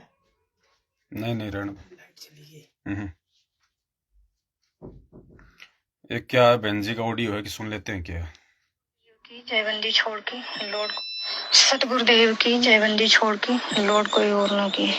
भाई दासी ये पूछना चाहती है कि जैसे संध्या जो शाम को भोग लगाया जाता है परमात्मा को, तो दासी क्या 5 से 6 के बीच भोग लगा सकती है? मतलब ये समय उचित है? बहन जी कह रही है कि शाम के समय 5 से 6 के बीच में परमात्मा को भोग लगा सकते हैं क्या। तो कोई बात नहीं बहन जी, शाम को 5 से 6 के बीच में भी भोग लगा सकती हो। अगर आपकी मजबूरी है कोई ऐसी कि आप जी 7 या 8 बजे के बीच में भोग नहीं लगा सकती हो। भाई भोग का मतलब होता है जैसे आप और हम शाम का खाना खाते हैं, शाम का खाने का समय है 7 से 8 के बीच में, तो उसी समय हमारे भगवान को भोग लगना चाहिए। लेकिन अगर मजबूरी है, अगर आप 2 घंटे पहले भोग जो है लगाना चाहती है, आप 2 घंटे पहले लगा दो, कोई दिक्कत नहीं उसमें। याद आया, इससे संबंधित एक भाई की शंका थी। वो कह रहा था कि भगत जी एक वीडियो में हमने सुना था कि जिस घर में पूर्ण परमात्मा को भोग नहीं लगेगा, और विशेषकर जिन जिन भगत भाई बहनों ने अपने गुरुदेव भगवान का बेड अपने घर पर लगा लिया, उनको विराजमान कर लिया, उनको प्रकट कर लिया, और अब यदि वो घर पर भोग नहीं लगाएंगे तो परमात्मा नाराज होंगे, परमात्मा जो है वो प्रसन्न नहीं होंगे। तो वो कह रहे थे भगत जी हमें तो काम धंधे के लिए बाहर जाना पड़ता है, शाम को आते हैं, लेट आते हैं, और हम क्या करें। देखो भाई, तीनों समय भोग लगाना, यदि आप अपने घर पर रहते हो, आपकी ऐसी व्यवस्था है, आपको कोई दिक्कत नहीं है, तो भगवान को सुबह शाम का भोग लगाओ भंडारे का, दोपहर में कोई फल फ्रूट वगैरह का भोग लगा दो परमात्मा को। क्योंकि हमने तो ज्यादा से ज्यादा परमात्मा को भोग लगा के हमने तो उनकी रहम और जो है वो कृपा को जो है प्राप्त करना है। वो शुद्ध भोजन जो हो जाता है, जो अमृत बन जाता है, जितना खाएंगे उतना हमारा तन मन जो है बल्कि शुद्ध होगा, भक्ति आएगी हमारे अंदर, ताकत आएगी, मर्यादाओं से लड़ने की क्षमता आएगी। और जो भाई बहन अपने घर पर रहते हैं, जो हाउस वाइफ हैं, जो कोई काम धंधा नहीं करती हैं, या कोई ऐसा भगत भाई है जो रिटायरमेंट है, जिसकी पेंशन आ रही है, या उसका अपने घर पे कोई काम धंधा है, कहने का मतलब है जो अपने घर पर ही रहते हैं ज्यादातर, तो वो अपना सुबह शाम परमात्मा को दोनों टाइम भोग लगाओ। दोपहर में कोई जूस राम का, कोई फल फ्रूट का भोग लगा दो परमात्मा को, जैसी भी उनकी व्यवस्था है। अन्यथा सुबह शाम तो जरूरी है। जो घर पे रहते हैं उनके लिए, जिन्होंने बेड लगा लिया है उनके लिए, मैनेजमेंट वालों के लिए नहीं, सतलोक आश्रम वालों के लिए नहीं, सतसेवकों के लिए। कुछ एक भाई ऐसे हैं जो खाली ये कह रहे हैं हम तो खाली सुबह ही भोग लगा सकते हैं, हमारी मजबूरी है, फिर हम तो रात को 9 बजे आते हैं, 11 बजे आते हैं, या हमारी नाइट की भी जो है ड्यूटी हो जाती है। तो ऐसी कोई दिक्कत नहीं है भगत भाई बहनों, मजबूरी में ऐसी कोई दिक्कत नहीं है, सहज मार्ग है परमात्मा का। अगर आपको सुबह यदि आपको जल्दी जाना पड़ता है तो कोई बात नहीं है, मालिक को शाम को आके भोग लगा दो। अगर शाम को लेट आते हो तो परमात्मा को सुबह भोग लगा के जो है वो चले जाओ, कोई दिक्कत नहीं है। कुछ एक भाई बहन ऐसे हैं जो कहते हैं कि भाई हमने बेड तो लगा लिया, लेकिन अब तो हमारे को घर से बाहर जाके काम करना पड़ता है 2-2 महीने, 3-3 महीने, और पीछे से ऐसा कोई है भी नहीं जो परमात्मा को भोग लगा सके। अब हम क्या करें। तो कोई दिक्कत नहीं भाई, जहां आप रहते हो, जहां भी आप रहते हो वहां परमात्मा को भोग लगा लो, कोई दिक्कत नहीं है। अरे मालिक को भोग लगाने के लिए कोई दरबार की जरूरत नहीं है, कोई साजबाज की जरूरत नहीं है, कोई डेकोरेशन की जरूरत नहीं है।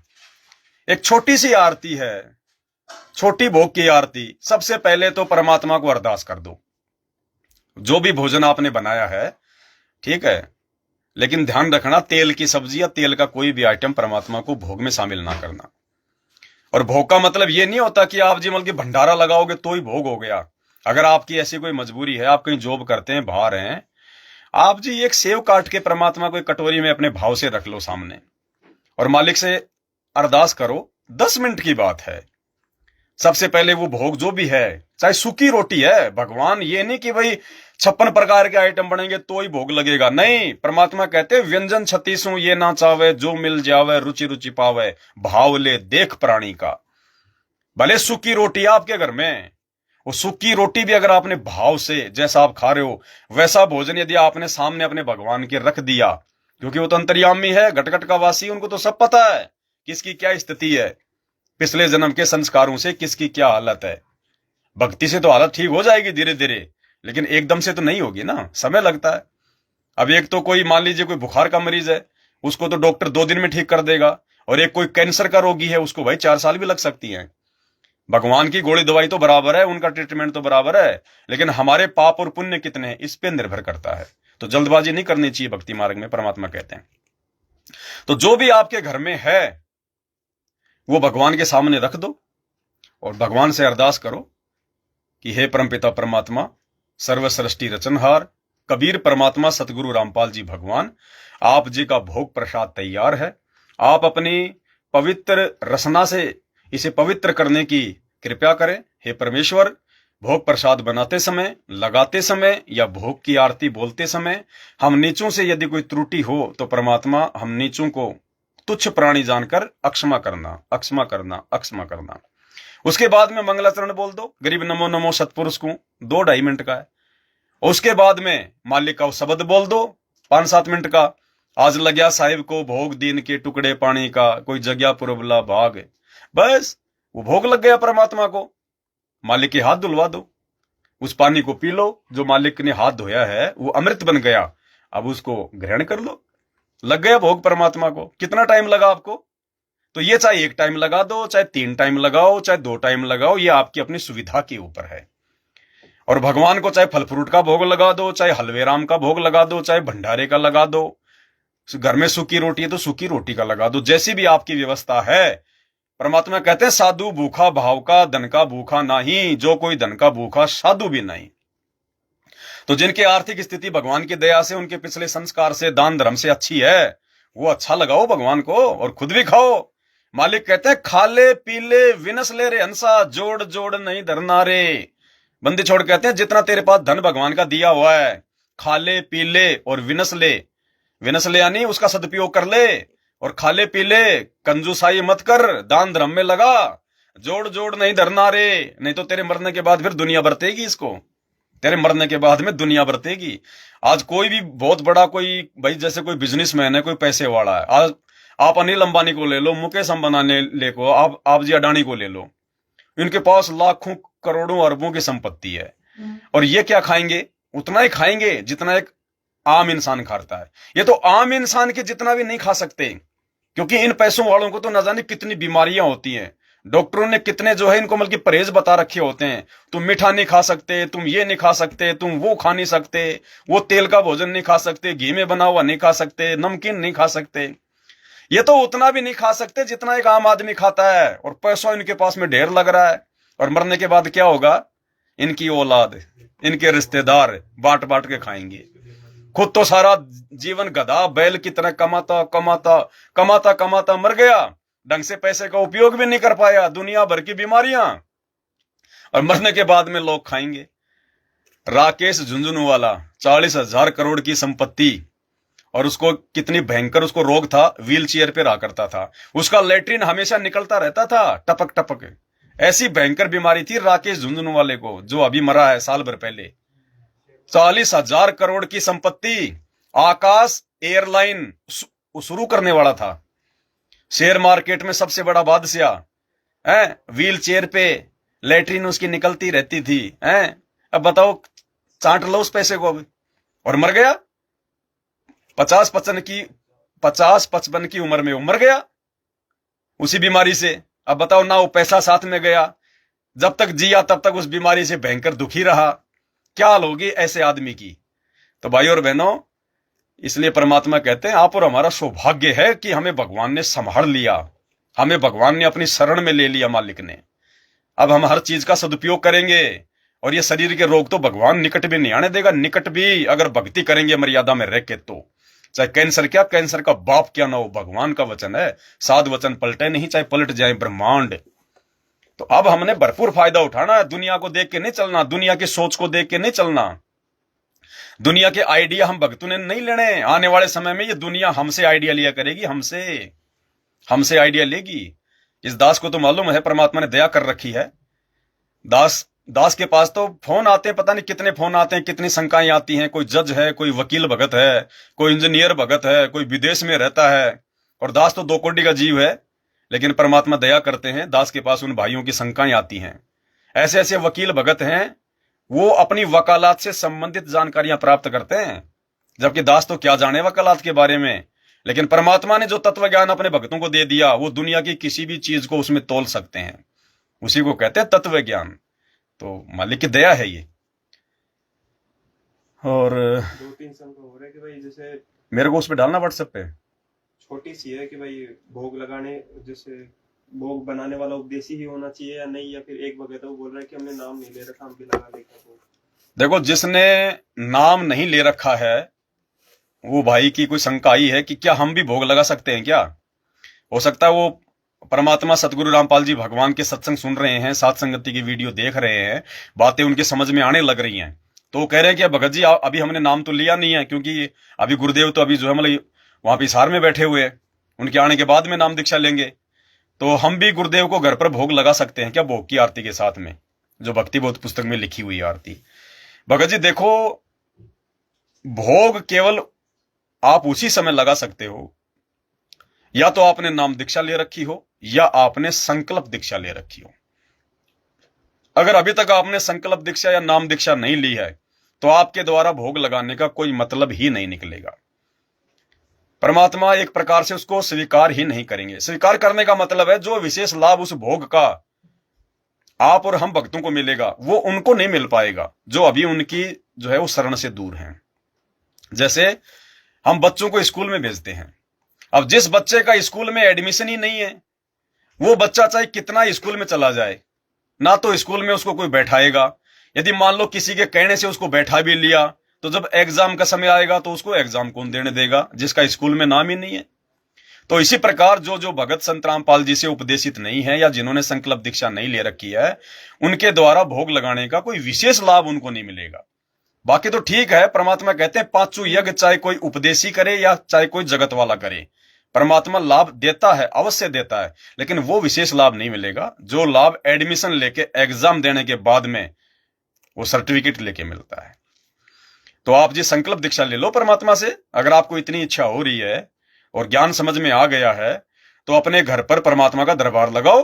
संकल्प दीक्षा क्या है, ज्ञान समझ में आने के बाद, गुरुदेव के नियम समझ में आने के बाद कि भाई मैं ये नियम निभा सकता हूं, मैं इतना संघर्ष जो है अपनी भक्ति के लिए मैं कर सकता हूं, और ज्ञान समझ में आ गया तो अपने घर पर परमात्मा का एक छोटा सा दरबार लगा लो।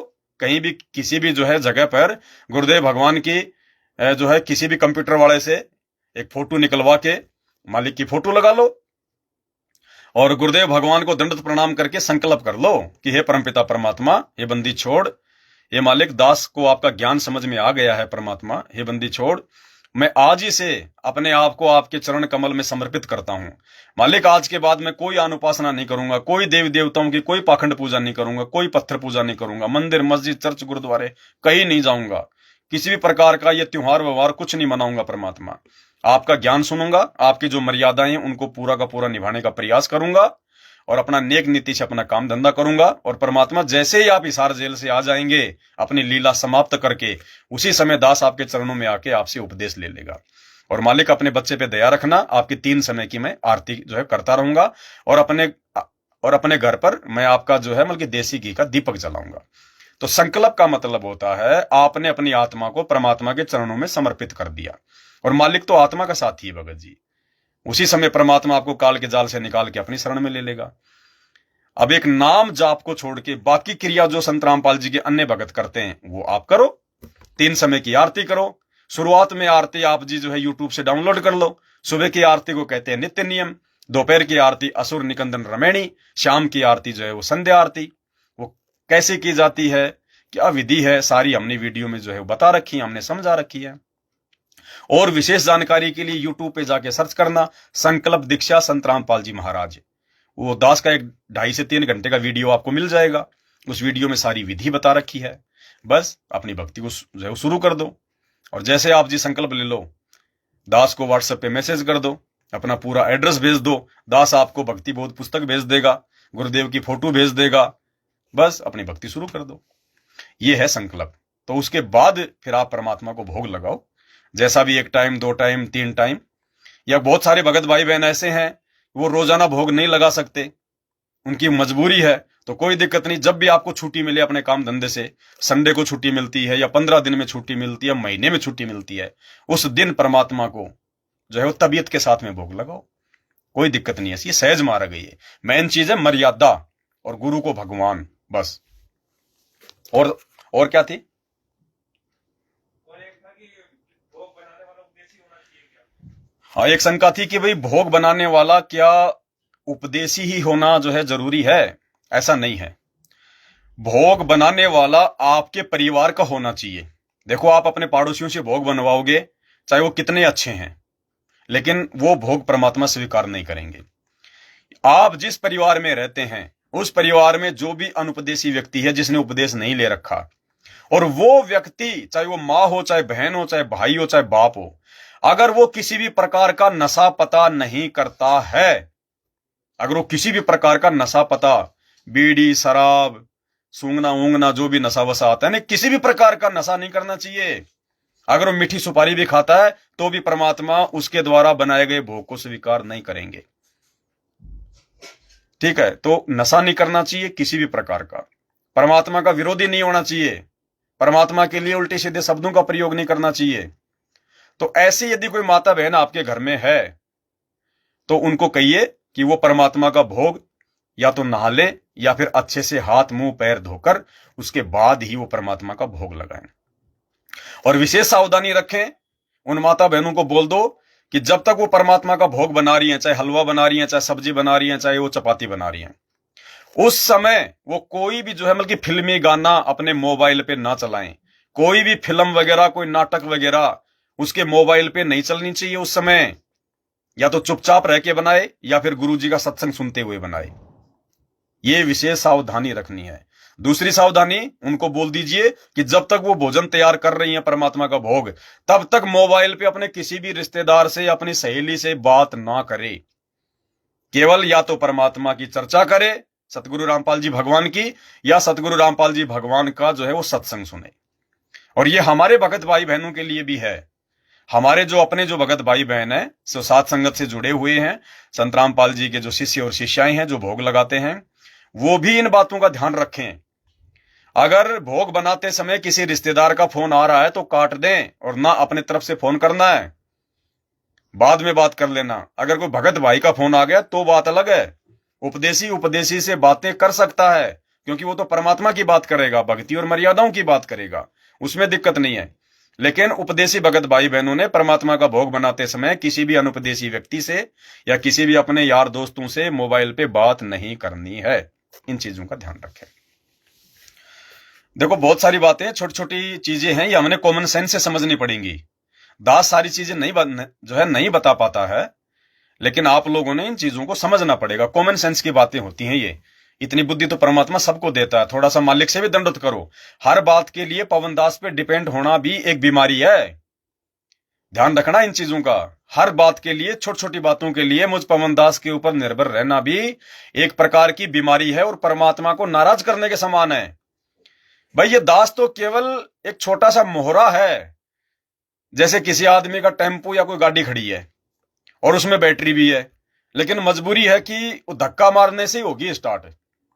तो धक्का तो आप जी जो मतलब कि मरवा सकते हो किसी से, थोड़ा सा धक्का तो मरवा सकते हो, लेकिन धक्का मारते जैसे स्टार्ट हो जाए उसके बाद नहीं कि भाई तू मार धक्का मेरे को, तू मेरे घर पे छोड़ के आ, नहीं, फिर तो वो गलती है, फिर मूर्खता है वो तो केवल पवन दास तो एक मतलब धक्का सा मारने के लिए परमात्मा ने खड़ा किया है।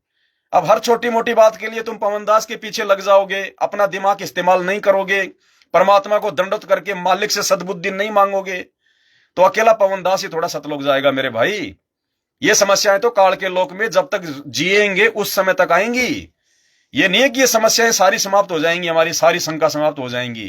ये काल बलि का लोक है। भले हम भगवान के शरण में आ गए, लेकिन जब तक हम इस शरीर में और इस गंदे लोक में हैं, तब तक काल भी उतना ही पीछे लगा रहेगा। तो ऐसी कोई समस्या आ जाए, उसके लिए चाहे कैसी भी समस्या हो, छोटी हो चाहे बड़ी हो, आप एक बार हृदय से अपने गुरुदेव भगवान को दंडवत प्रणाम करके आप उसका समाधान तो मांगो। अरे 1 दिन वेट करो, 2 दिन वेट करो, परमात्मा का जो सत्संग उसको सुनते रहो, देख लेना आपकी शंका का समाधान परमात्मा उस सत्संग में आपको दे देगा। क्योंकि हम रोज परमात्मा से मांगते हैं, गरीब उत्तम कुल करतार दो, द्वादश भूषण अंग, रूप दरवे दो दया करो, ज्ञान भजन सत्संग, ज्ञान ध्यान विश्वास दो, ऐसी कुछ वाणियां आती परमात्मा की। सूक्ष्म ध्यान दयाल। तो ये सब कुछ हम मांग रहे हैं अपने गुरुदेव भगवान से रोज, तो देगा परमात्मा, ऐसी बात नहीं है। तो थोड़ा सा धैर्य रखा करो, थोड़ा सा समय दो। अब तुम पहले ही अपने दिमाग में ये फिट कर लोगे कि मुझे तो पवन दास से बात करनी है, तो परमात्मा फिर आपकी समस्या का समाधान नहीं करेगा। भाई बहनों, चाहे सांसारिक लेवल की बात हो, चाहे आध्यात्मिक लेवल की बात हो, चाहे शंका समाधान की बात हो, हमने हर प्रकार से अब अपने गुरुदेव भगवान पर डिपेंड होना पड़ेगा धीरे धीरे हर बातों के लिए। फिर क्या मतलब निकला मैनेजमेंट वाली संगत, तो मैनेजमेंट के जो है वो पूंछ पकड़ के जो है वो चल रही है, और तुम जो है पवनदास की पूंछ पकड़ लोगे, तो फिर फायदा क्या हुआ? फिर हम सब ने पवनदास बनना है। अब आप तो हजारों लाखों शंकाएं लेके आ जाते हो। अब एक बात बताओ, पवनदास ने कभी आप भाई बहनों से कभी पूछा? कभी भी? अरे मैं भी तो आपके जैसा भगत हूं, छोटा सा भगत हूं। 2014 में तो भगवान से नाम लिया है मैंने भी, उसके बाद तो गुरुजी जेल चले गए, मुश्किल से 1 साल ही हम गुरुजी की संगति नहीं कर पाए। तो मैंने कहां पूछा? मैं किससे पूछने जाता हूं बताओ? भाई मैं अपने परमात्मा से अरदास करता हूं, मैं मालिक के चरणों में रोता हूं और सत्संग सुनता हूं परमात्मा के। यह दया है मालिक की, क्योंकि सत्संग हर प्रकार की बीमारियों की जड़ है, छोटी से बड़ी शंकाओं की। तो अपने भगवान पर थोड़ा थोड़ा विश्वास करना सीखो, अब भगवान पे डिपेंड होना सीखो। और 8 साल से शंका समाधान के प्रोग्राम चल रहे हैं, पुस्तकें छप चुकी, इतने वीडियो बन चुके, इतनी बार लाइव आ चुके, कुछ भी बाकी नहीं है। दूसरे पंथों में तो अगर आपको शंका समाधान की बात करें तो कुछ 0/0 है, 0/0। उनका कोई भगत कोई शंका समाधान नहीं करता है। और संत रामपाल जी के भक्ति मार्ग में भी एक इस पवनदास के अलावा, इस कुत्ते के अलावा परमात्मा ने किसी पर भी मेहर नहीं बख्शी जो इस प्रकार से जो अपने भगत भाई बहनों के बीच में बैठ के जो ज्ञान पे मतलब जो डिस्कस करे। तो भाई और बहनों, अब हम सब ने पवनदास बनना है। परमात्मा चाहते हैं कि सब बने, हम कॉपी करें अब हम इस चीज को। दास तो केवल एक धक्का मारने के लिए भगवान ने संगत में जो है खड़ा किया है कि हम सब जो है मतलब स्टार्ट हो जाएं, और स्टार्ट होने के बाद तो फिर लोग दूसरे को और स्टार्ट करते हैं। तो अब आप भगत भाई बहनों ने तो अपने दूसरे भगत भाई बहनों की शंकाओं का समाधान करना चाहिए। परमात्मा का इतना अनमोल ज्ञान है, इतने सत्संग है, इतने टॉपिक है, इतनी अच्छी अच्छी बातें, इतनी पुस्तकें। अरे 4 लाइन पकड़ के इतनी वाणियां परमात्मा के नित्य नियम में, संध्या आरती में, असुर निकंदन रमैणी में, मुक्ति सागर में, बोध सागर में, ज्ञान गंगा में। अगर एक वाणी को लेके भी आप कोई वीडियो बनाना चाहो, परमात्मा को दंडत करके अपने सद्बुद्धि मांग के, उस 2 लाइनों पे आप जी 2 घंटे लाइव आ सकते हो। तो भगत भाई बहनों को अपनी साथ संगति के माध्यम से ये सोशल मीडिया क्यों दिया भगवान ने? फेंक दो निकाल निकाल के तुम्हारे दिमाग में जो भी भगवान ने जो भर दिया उसको, उस ज्ञान को अब परमात्मा की दया से और भाई उनको समझाने की दृष्टि से छोटे छोटे वीडियो बनाओ, कोई 10 मिनट का, कोई 15 मिनट का, कोई 20 मिनट का। एक वाणी पकड़ लो, छोटी सी वाणी, कोई भी वाणी पकड़ लो परमात्मा की। भाई 7 दीप 9 खंड में और गुरु से बड़ा ना कोई, करता करे ना कर सके, सतगुरु करे सो होय। अब इसका खुलासा कर दो मालिक की दया से कि 7 दीप और 9 खंड में गुरु से बड़ा ना कोई। अब 21 ब्रह्मांड में 7 दीप और 9 खंड सब कुछ आ गया। 14 भवन, 7 दीप 9 खंड सब कुछ आ गया, यानी 7 दीप 9 खंड यानी पूरा 21 ब्रह्मांड। अब क्या कह रही है वाणी? 7 दीप 9 खंड में गुरु से बड़ा ना कोई। तो फिर गुरु 21 ब्रह्मांड का नहीं है फिर? भाई 7 दीप 9 खंड में गुरु से बड़ा ना कोई, जबकि 7 दीप 9 खंड यानी 21 ब्रह्मांड में सबसे बड़ा कौन है? काल, ज्योति निरंजन यहाँ का स्वामी है, यहाँ का प्रधान है। और वाणी करिए कि सतगुरु से बड़ा ना कोई। तो 21 ब्रह्मांड का राजा तो काल है, इससे वो बड़ा और कौन आ गया? 21 ब्रह्मांड में कोई है नहीं उस काल से बढ़ के। और फिर भी कह रहे कि सतगुरु बड़ा है, तो सतगुरु फिर 21 ब्रह्मांड का प्राणी नहीं है, सतगुरु फिर सतलोक से आया है। तो ऐसे हमारा विश्वास बढ़ेगा फिर इन वाणियों के माध्यम से है। 7 दीप 9 खंड में और गुरु से बड़ा ना कोई, और कर्ता करे ना कर सके, सतगुरु करे सो होय। कर्ता यानी जिसको दुनिया भगवान मान के बैठी है। हिंदू भाई ब्रह्मा विष्णु महेश को भगवान मान के बैठे हैं। ईसाई भाई जो है, क्या नाम है उनका, जो सूली चढ़े थे, ईसा मसीह को भगवान मान के बैठी है। सिख भाई जो है मतलब कि 10 गुरुओं को भगवान मान के बैठे हैं। तो परमात्मा कहते हैं तुम्हारे वो भगवान भी कुछ नहीं कर पाएंगे। जो सहायता, जो मदद, जो मोक्ष की प्राप्ति सतगुरु करवा देगा। तो छोटी छोटी वाणियां पकड़ के, एक एक वाणी पकड़ के उसके ऊपर 5 मिनट 10 मिनट का वीडियो मालिक की दया से परमात्मा से सद्बुद्धि मांगो। लेकिन और ये सद्बुद्धि भाई ये भी पक्की बात है, उसी को मिलेगी जो तीनों समय की आरतियों को विधिवत करेगा, नियम मर्यादाओं के अंतर्गत करेगा, उन्हीं को सद्बुद्धि मिलेगी। क्योंकि नियम से करेंगे तो परमात्मा में ध्यान रहेगा, बंदी छोड़ से हम अरदास करेंगे, प्रार्थना करेंगे, उन्हीं को परमात्मा सद्बुद्धि देगा। परमात्मा कोई पक्षपात नहीं करता कि पवन दास में सारा ज्ञान भर दिया गुरुजी ने। तो अरे गुरुजी के लिए तो पवन दास भी वैसा ही है और वो मोहनदास भी वैसा ही है। अब जिसका बर्तन ही उल्टा रखा हुआ है तो चाहे पूरे सामने बारिश बरस जाओ, उस बर्तन में एक टपका भी पानी नहीं गिरेगा। तो भाई जब तक ये ऑडियो वीडियो से मोबाइलों से आरती करते रहोगे तो भाई मोबाइल को सद्बुद्धि मिलेगी, भगत को नहीं मिलेगी। जिस दिन भगत करने लग जाएगा भक्ति बोध लेके आरती अपने भगवान के सामने, क्योंकि अभी तक तो भगवान आरती कर रहा है, भगत कहां कर रहे हैं। तीनों समय की आरती मोबाइल में लगा दी तो आरती कौन कर रहा है? गुरुजी कर रहे हैं। तुम तो सुन रहे हो, तुम तो गुरुजी से बड़े हो गए कि गुरुजी तुम्हारे लिए आरती कर रहे हैं। अरे भगवान तुम्हें आरती सुना रहा है, भगवान तुम्हारे लिए आरती कर रहा है, तो तुम तो भगवान के भगवान हो गए। फिर मंत्र भी गुरुजी करते हैं, लगा दो प्रथम मंत्र मोबाइल में, है तो मंत्र भी गुरुजी कर रहे हैं, तुम तो सुन रहे हो। सत्संग भी गुरुजी कर रहे हैं, तुम तो सुन रहे हो। तो तुम क्या कर रहे हो? कुछ भी नहीं कर रहे तुम। और कुछ नहीं करोगे तो फिर क्या मिलेगा भाई? कुछ नहीं मिलेगा, दुर्बुद्धि का शिकार होगे। जो 90% संगत हो चुकी है दुर्बुद्धि का शिकार, सबकी मर्यादाएं टूट चुकी है। अरे हमने तो भगवान की आगे करनी है, वो तो भगवान ने समझाई हम मूर्खों को, हम नए हम जीव आत्माओं को समझाया कि आरती ऐसे करनी चाहिए। जैसे उस वीडियो में हम क्या देख रहे हैं? उस वीडियो में गुरुजी हाथ में भक्ति बोध लेके बैठे हुए हैं और आरती कर रहे हैं, 1 मिनट भी उनका ध्यान इधर उधर नहीं जा रहा।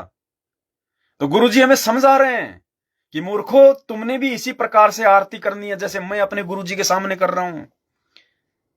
अरे गुरुजी कोई मोबाइल में लगा के बैठे हैं क्या चुपचाप यूं, या कोई दूसरा काम कर रहे हैं, चाय बना रहे हैं, खाना बना रहे हैं, कोई अपने कपड़े धो रहे हैं, या बाथरूम में चक्कर काट रहे हैं आरती के समय? वीडियो में देखा आपने?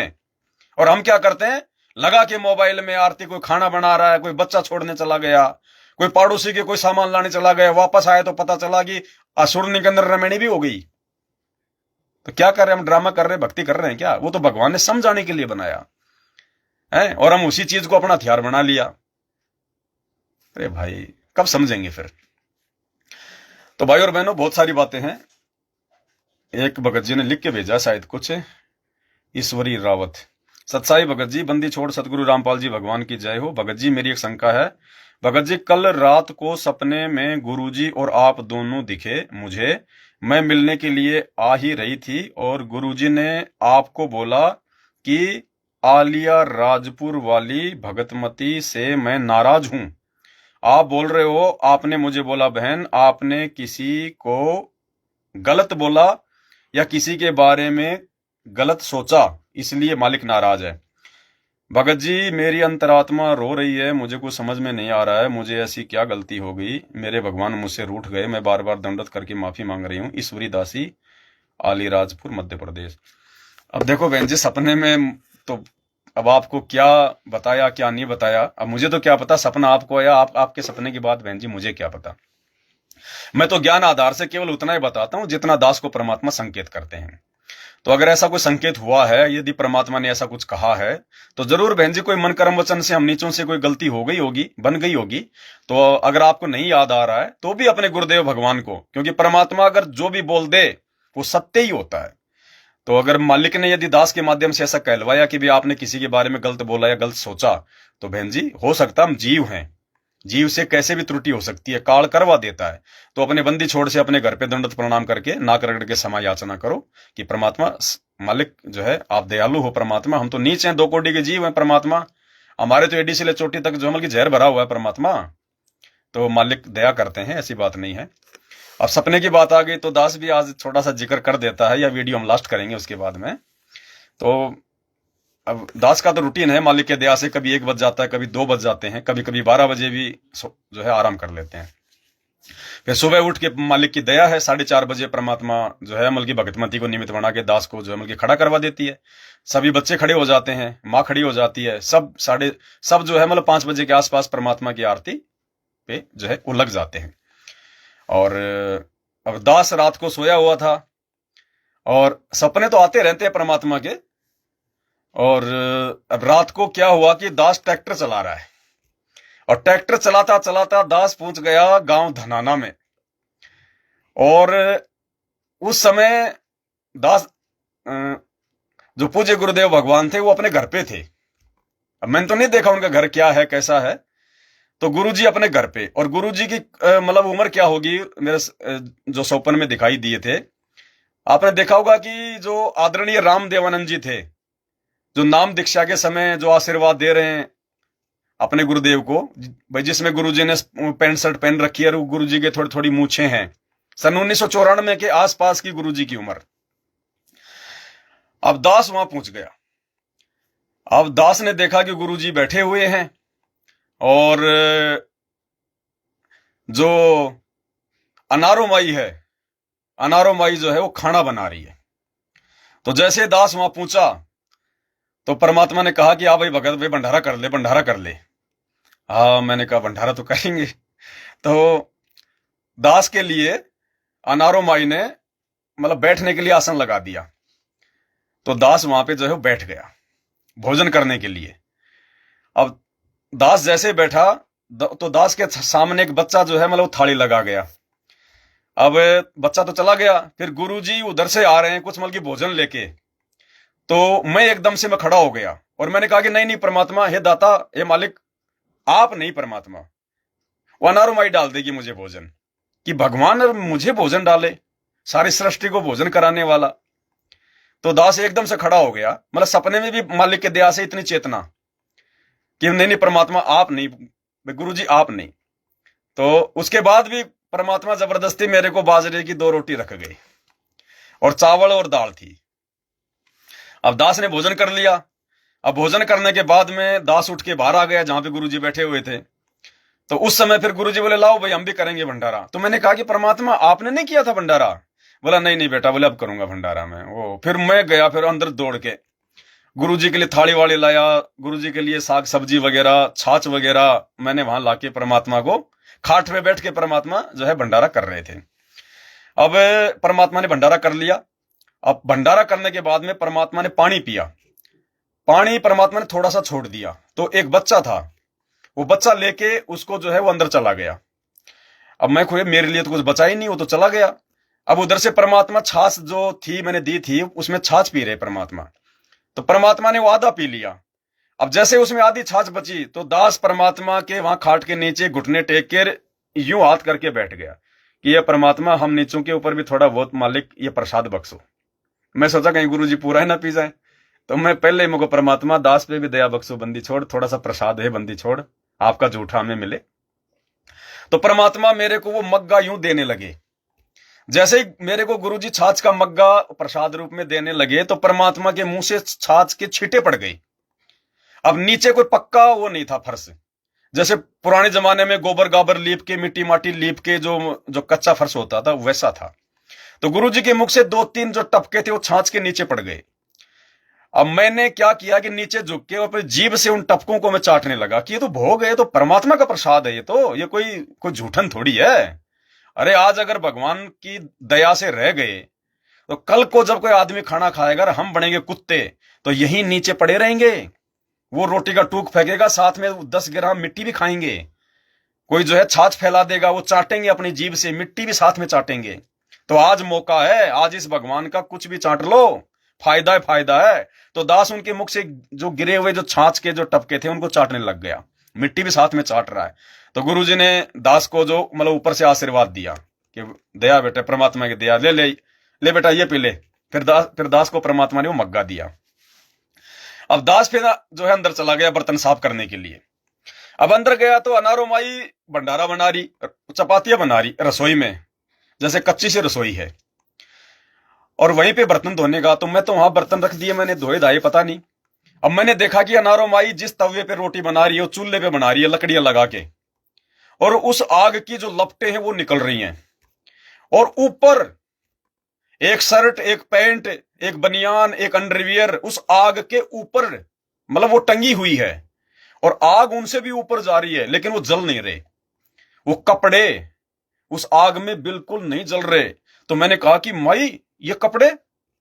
हाँ बोले भाई ये तो बोले रोज ऐसा ही होता, बोले यहाँ तो बोले ये जल नहीं रहे। मुझे माई ये तो जल ही नहीं रहे। बोला ये नहीं जलते, ये तो पता नहीं कितने दिनों से चल रहा है। अब वहां पे गुरुजी भी खड़े साइड में, दूसरे लोग भी खड़े उनके परिवार के। तो मैंने कहा माई तुम्हारे घर में तो भगवान है, क्या तुम्हें अब भी विश्वास नहीं है? क्योंकि माई ज्यादा मतलब महत्व नहीं दे रही थी वहां गुरुजी को, जैसा एक भगवान को जो मतलब देना चाहिए अपने गुरु को। मैंने कहा माई तुम्हारे घर में तो भगवान है, ये चमत्कार देख के भी तुम्हें विश्वास नहीं हो रहा? अरे 33 करोड़ देवी देवता ब्रह्मा विष्णु महेश की भक्ति करने वालों के घर में भी ऐसा चमत्कार देखने को नहीं मिलेगा। ये विश्वास दिला रहे हैं गुरुजी कि जो मेरे शरण में आ जाएगा उसका बाल बाका नहीं होने दूंगा मैं, जैसे ये कपड़ा नहीं जल रहा। गुरुजी तुम्हें विश्वास दिलाना चाह रहे हैं, तुम विश्वास क्यों नहीं कर रहे अपने भगवान पर? मैं इस प्रकार से माई को जोर जोर से समझाने लगा और गुरुजी साइड में खड़े। इतने में उनके परिवार वाले मेरे ऊपर हावी हो गए। बोले तू भगवान कहता है इसको, भगवान कह रहा है तू इसको? अब भाई और आ गए 4-5 जने आड़ोस पड़ोस के गांव धनाना के, और गुरुजी का कोई पता नहीं कोई भाई बंधु था या कौन था, महेंद्र तो नहीं था।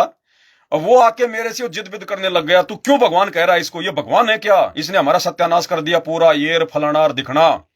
अब बहुत सारी भीड़ इकट्ठी हो गई और मैं परमात्मा की महिमा कर रहा वहां पे। अरे यो भगवान है, यो परमात्मा है, तुम कौन से दिन समझोगे नालायको? आग में कपड़े नहीं जल रहे तुम्हारे, जाके देखो किसी और के घर में, देखे जलाओ देखे तुम। लेकिन वो मेरी कोई बात नहीं मान रहा, और वो गुरुजी का रिश्तेदार मेरे साथ में गुत्थम गुत्था हो गया। मतलब मेरे को उसने नीचे गिरा लिया मारने पीटने के लिए। मैंने नहीं मारा पीटा, मारने पीटने के लिए। उसके बाद मैं जोर जोर से मालिक की महिमा करने लग गया। तो सामने जैसे कोई मतलब पुलिस थाना था, वहां से एक पुलिस वाला आया, बोला तू बहुत ऊंची आवाज में बोल रहा है, चल। चल, वो मेरे को पुलिस थाने ले गया। अब पुलिस थाने के बाहर पता नहीं कोई प्रोग्राम था, 2-2.5 हजार आदमी बैठे थे, माइक वाइक लग रहा, स्टेज लग रहा। अब पुलिस वाला तो बोले तू बैठ जा यहाँ पे, मार रहा हूं अभी। वो तो अंदर चला गया। अब मैं वहां चला गया स्टेज पे और माइक ले लिया हाथ में, और मैं तो वहां पे परमात्मा की महिमा करने लग गया। पहले तो उनको ब्रह्मा विष्णु महेश के बारे में बताया, फिर बताया कि तुम्हारे तो गांव धनाना में भगवान आया हुआ परमात्मा बाबा रामपाल, ये परमात्माओं का परमात्मा है, भगवानों का भगवान है। फिर दास ने भस्मासुर की कहानी सुनाई वहां पे, और ये जो कावड़ लेके आते हैं वो दास ने सारी बात बताई कि रे तुम लपड़ लपड़ लपड़ लपड़ करते जाते हो, है कोई 1000 किलोमीटर से, कोई 2000 किलोमीटर से कावड़ लेने जाता है, रास्ते में तुम कितने जीव मार देते हो, तुम्हारे को पुण्य एक नहीं मिलता, पाप तुम्हारे सिर पे लाखों रह जाते हैं, और वहां जाके तुम क्या लाते हो नीलकंठ बद्रीनाथ से 1 लोटा जल का। और विचार करो, शंकर भगवान के लोक से उसकी जटा कुंडली से गंगा आ रही है, और तुम वापस अपने जाके अपने घर पर 1 लोटा जल तुम उनके सिर पे डालते हो शिवलिंग पे। वो भगवान जिसके लोक से गंगा आ रही है तुम्हारे 1 लोटे का भूखा है क्या? विचार करो इन बातों पे। तो बहुत सारे लोग बोले हाँ यार बात तो सही कह रहा है, ये बात तो सही है। फिर गुरुजी का बीच में नाम ले लेके मैंने मतलब सपने में ऐसा लगा जैसे मैंने 3 घंटे वहां पे परमात्मा की महिमा करी। और फिर मैंने यूं देखा पीछे तो गुरुजी अपने घर पर वहीं आराम से चेयर डाल के बैठे हुए हैं। दास को ऐसा लगा कि परमात्मा ये चाह रहे हैं कि बेटा देख मेरी तो बात ये लोग मानेंगे नहीं, क्योंकि मुझे ना ये गुरु मानते ना मुझे भगवान मानते। तो मुझे ऐसा लगा जैसे सपने में मुझे गुरुजी ने गांव वालों को समझाने के लिए जो मतलब निमित्त बनाया कि बेटा तू कर महिमा।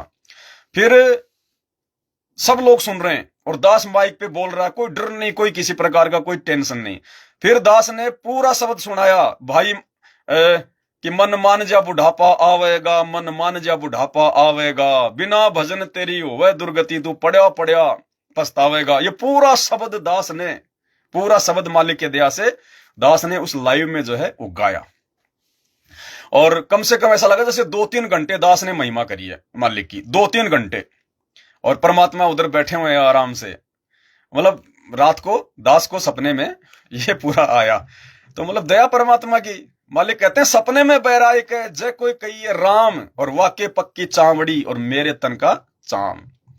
अब बताओ, मालिक तो कहते हैं कि अगर एक बार भी अगर अपने गुरु जी का नाम ले लिया तो भी वो इतना प्रसन्न होता है कि भगवान कहता है कि मैं मेरे शरीर की खाल उतार के मेरे भगत के पैरों की मैं जमल की जूती बना दूं मैं। और रात को तो दास ने 3-4 घंटे तक परमात्मा का महिमा की, हजारों लोगों को सुनाई। तो बहन जी सपना देखो ऐसा है, परमात्मा हमारा विश्वास बढ़ाते हैं। हम क्या गलतियां कर रहे हैं वो भी परमात्मा जो है हमारे को जो है मतलब बताते हैं। ऐसी बात नहीं है। भगवान चाहे सपने में आओ चाहे हकीकत में आओ, भगवान भगवान नहीं होता है। सपना झूठ नहीं होता सतगुरु रामपाल जी भगवान का। बता दो अगर किसी को अगर उल्टी सीधी बात अगर बोली हो तो गुरु जी ने आज तक। और ऐसा यदि आपको लगा है तो वो परीक्षा है हमारी, क्या संकेत कर रहे हैं गुरुदेव भगवान, उसको समझना होगा। तो आज की वीडियो में दास केवल इतना ही बता पाएगा, क्योंकि दास को अभी अर्जेंट कहीं जाना है कोई सेवा में, फिर परमात्मा दया करेंगे। ये तो होली थी इसलिए दास आ गया, नहीं तो अभी लाइव आने का कोई मेरा मूड था नहीं। क्योंकि भाई और बहनों, हम कोई मान बढ़ाई के लिए लाइव नहीं आते, हम लोगों को दिखाने के लिए लाइव नहीं आते। मेरे इस चैनल पे 1 लाख लोग जो है वो जुड़ चुके हैं, लेकिन मैंने अभी तक मेरे चैनल को जो मतलब कि मोनेटाइज नहीं करवाया। कोई ये सोचे कि भाई पवन दास तो बार बार लाइव इसलिए आता है कि इसको मतलब कि पैसे मिल रहे हैं। नहीं, अरे मैंने तो पिछले 1 साल में 20 लाख रुपए फेसबुक को दिए हैं। आप लोग यकीन नहीं करोगे, जब से मैं हिसार जेल से आया हूं 20 लाख रुपए अपने साथ संगति के वीडियो समाज में जाएं, लोगों तक जाएं, दास ने फेसबुक पे लगाए। जो इसमें मतलब की मेटा में 20 लाख रुपए जो सेवा आई थी जो भगत भाई बहनों की, तब जाके ये दुनिया में वीडियो पहुंच रहे हैं, तब जाके इतने लोग जुड़ रहे हैं, भगत भाई बहनों तक वीडियो पहुंच रहे हैं ये। अब हम कहां कमाएंगे हम पैसे? हम पैसे कमाने के लिए हैं क्या? और फेसबुक और यूट्यूब की कमाई तो हराम की कमाई, हराम की कमाई। हम तो जिंदगी में नहीं ले सकते फेसबुक और यूट्यूब से पैसा, क्योंकि यूट्यूब से पैसा भाई आएगा कहां से? हम क्या काम कर रहे हैं हम फेसबुक के लिए, हम यूट्यूब के लिए, जो हम उसकी मेहनत ले? हम तो अपने गुरुजी के प्रचार के लिए वीडियो बना रहे हैं। बाकी लोग क्या करते हैं? फेसबुक के लिए वीडियो बनाते हैं, यूट्यूब के लिए वीडियो बनाते हैं, गंदे संदे वीडियो बनाएंगे हैं। अच्छे अच्छे घरों की लड़कियां छोटे छोटे कपड़े पहन के वैश्यावर्ती की जो है मतलब एक प्रकार से वैश्या मानो उनको वैश्या ही मान के चलो। उनको जो छोटे छोटे कपड़े पहन के पता नहीं कैसे ड्रामेबाजी करके लोगों को लुभाती हैं, लोगों के व्यूज लेती हैं। अरे सतगुरु रामपाल जी भगवान कहते हैं ये काम तो रंडियां करती थी, रंडियां कोठों पे, और वो भी बेचारी बिल्कुल मतलब 4 दीवारी में करती थी, ओपन नहीं करती थी। वो जो मुजरा करती थी, जो कोठों पे रहती थी, उनको लोग मतलब की वेश्या कहते थे हैं। और आज सरेआम इस काल ने सबको वेश्या बना दिया, सबको जो मतलब की रंडिया बना दिया है। माँ बेटी दोनों मिलके बना रही हैं, बाप बेटी दोनों मिलके बना रहे हैं वीडियो, खाली व्यूज चाहिए, पैसे चाहिए। ये है अरहम की कमाई है ये। और हम भगत होके यदि यूट्यूब या फेसबुक की कमाई खाएंगे तो भाई बहनों, जो लोग वीडियो देखेंगे मतलब व्यूज के आधार से मिलते हैं पैसे। अब जो लोग वीडियो देखेंगे हैं, उनका जितना नेट जो है खर्च होगा, उस हिसाब से पैसा यूट्यूब हमारे को देगा, फेसबुक हमारे को देगा। अरे तो कोई चोरी करने वाला देखेगा, कोई ठगी करने वाला देखेगा, कोई वैश्यावर्ती का धंधा करने वाला देखेगा, कोई आन उपासना वाला देखेगा, और उनके व्यूज के कारण फिर हमारे को फेसबुक पैसा देगी, यूट्यूब हमारे को जो है वो पैसा देगी। तो ये तो हराम की कमाई है, और हराम की कमाई संत रामपाल जी के भगत नहीं खा सकते भाई। तो हमने तो खुद फेसबुक को पिछले 1 साल में 20 लाख रुपए दे रखे हैं, इसलिए हमारे वीडियो इतने आगे बढ़े। नहीं तो कौन देखे साथ संगति के वीडियो? भगवान सतगुरु रामपाल जी भगवान धरती पे आके सत्संग कर रहा है, देख लो उनके वीडियो पे कितने व्यूज आते हैं। अरबों खरबों की जनसंख्या है। एक लड़की छोटे छोटे कपड़े पहन के, ओठों को लाल करके बांदरी की तरह, और उल्टा सीधा डांस करके 2 मिनट का वीडियो बनाएगी, और उस पर पता नहीं 20 मिलियन लोग देखेंगे, 1 करोड़ लोग देखेंगे। और ये भगवान साक्षात धरती पे आके इतना अनमोल ज्ञान दे रहा है, मोक्ष का मार्ग बता रहा है। वो तो नरक में ठोकने के लिए कर रही है, और भगवान मोक्ष के लिए कर रहा है। उस भगवान के लोग कितना वीडियो देखते हैं? 2000, 4000, 5000, 10,000, अरबों खरबों में। तो भाई साथ संगति के कौन देखेगा? ये तो भगवान ने दया बख्शी। जैसे दास जेल से आया उसके बाद फेसबुक ने एक नया नियम निकाल दिया कि पैसा लगाओ अपने वीडियो फैलाओ। तो ये मालिक की दया हुई है।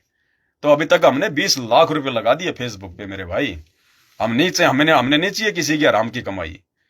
और देखना आने वाले समय में जिन जिन भाई बहनों तक ये वीडियो पहुंचे हैं, जो साथ संगति से जो लोग जुड़े हुए हैं, और जो अपनी मर्यादाओं को ठीक करके जो बैठे हुए हैं, अब देखना 20 लाख क्या, वो 20 अरब से ज्यादा लाभ मिलेगा उनको, 20 अरब से ज्यादा। क्योंकि मर्यादा बची तो भक्ति बनेगी, भक्ति बनेगी तो परमात्मा हमारे को सतलोक ले जाएगा। सतलोक पहुंच गए तो चाहे 21 ब्रह्मांड भी वार दो, वो भी थोड़ा है। तो भाई और बहनों, प्रत्येक सेवा का परमात्मा के दया से यहाँ पे सदुपयोग ही होता है, दुरुपयोग नहीं हो सकता। इसलिए तो सत्सेवक भाई बहनों को उंगली का नाखून भी नहीं उतरने दे रहा परमात्मा, उंगली का नाखून भी।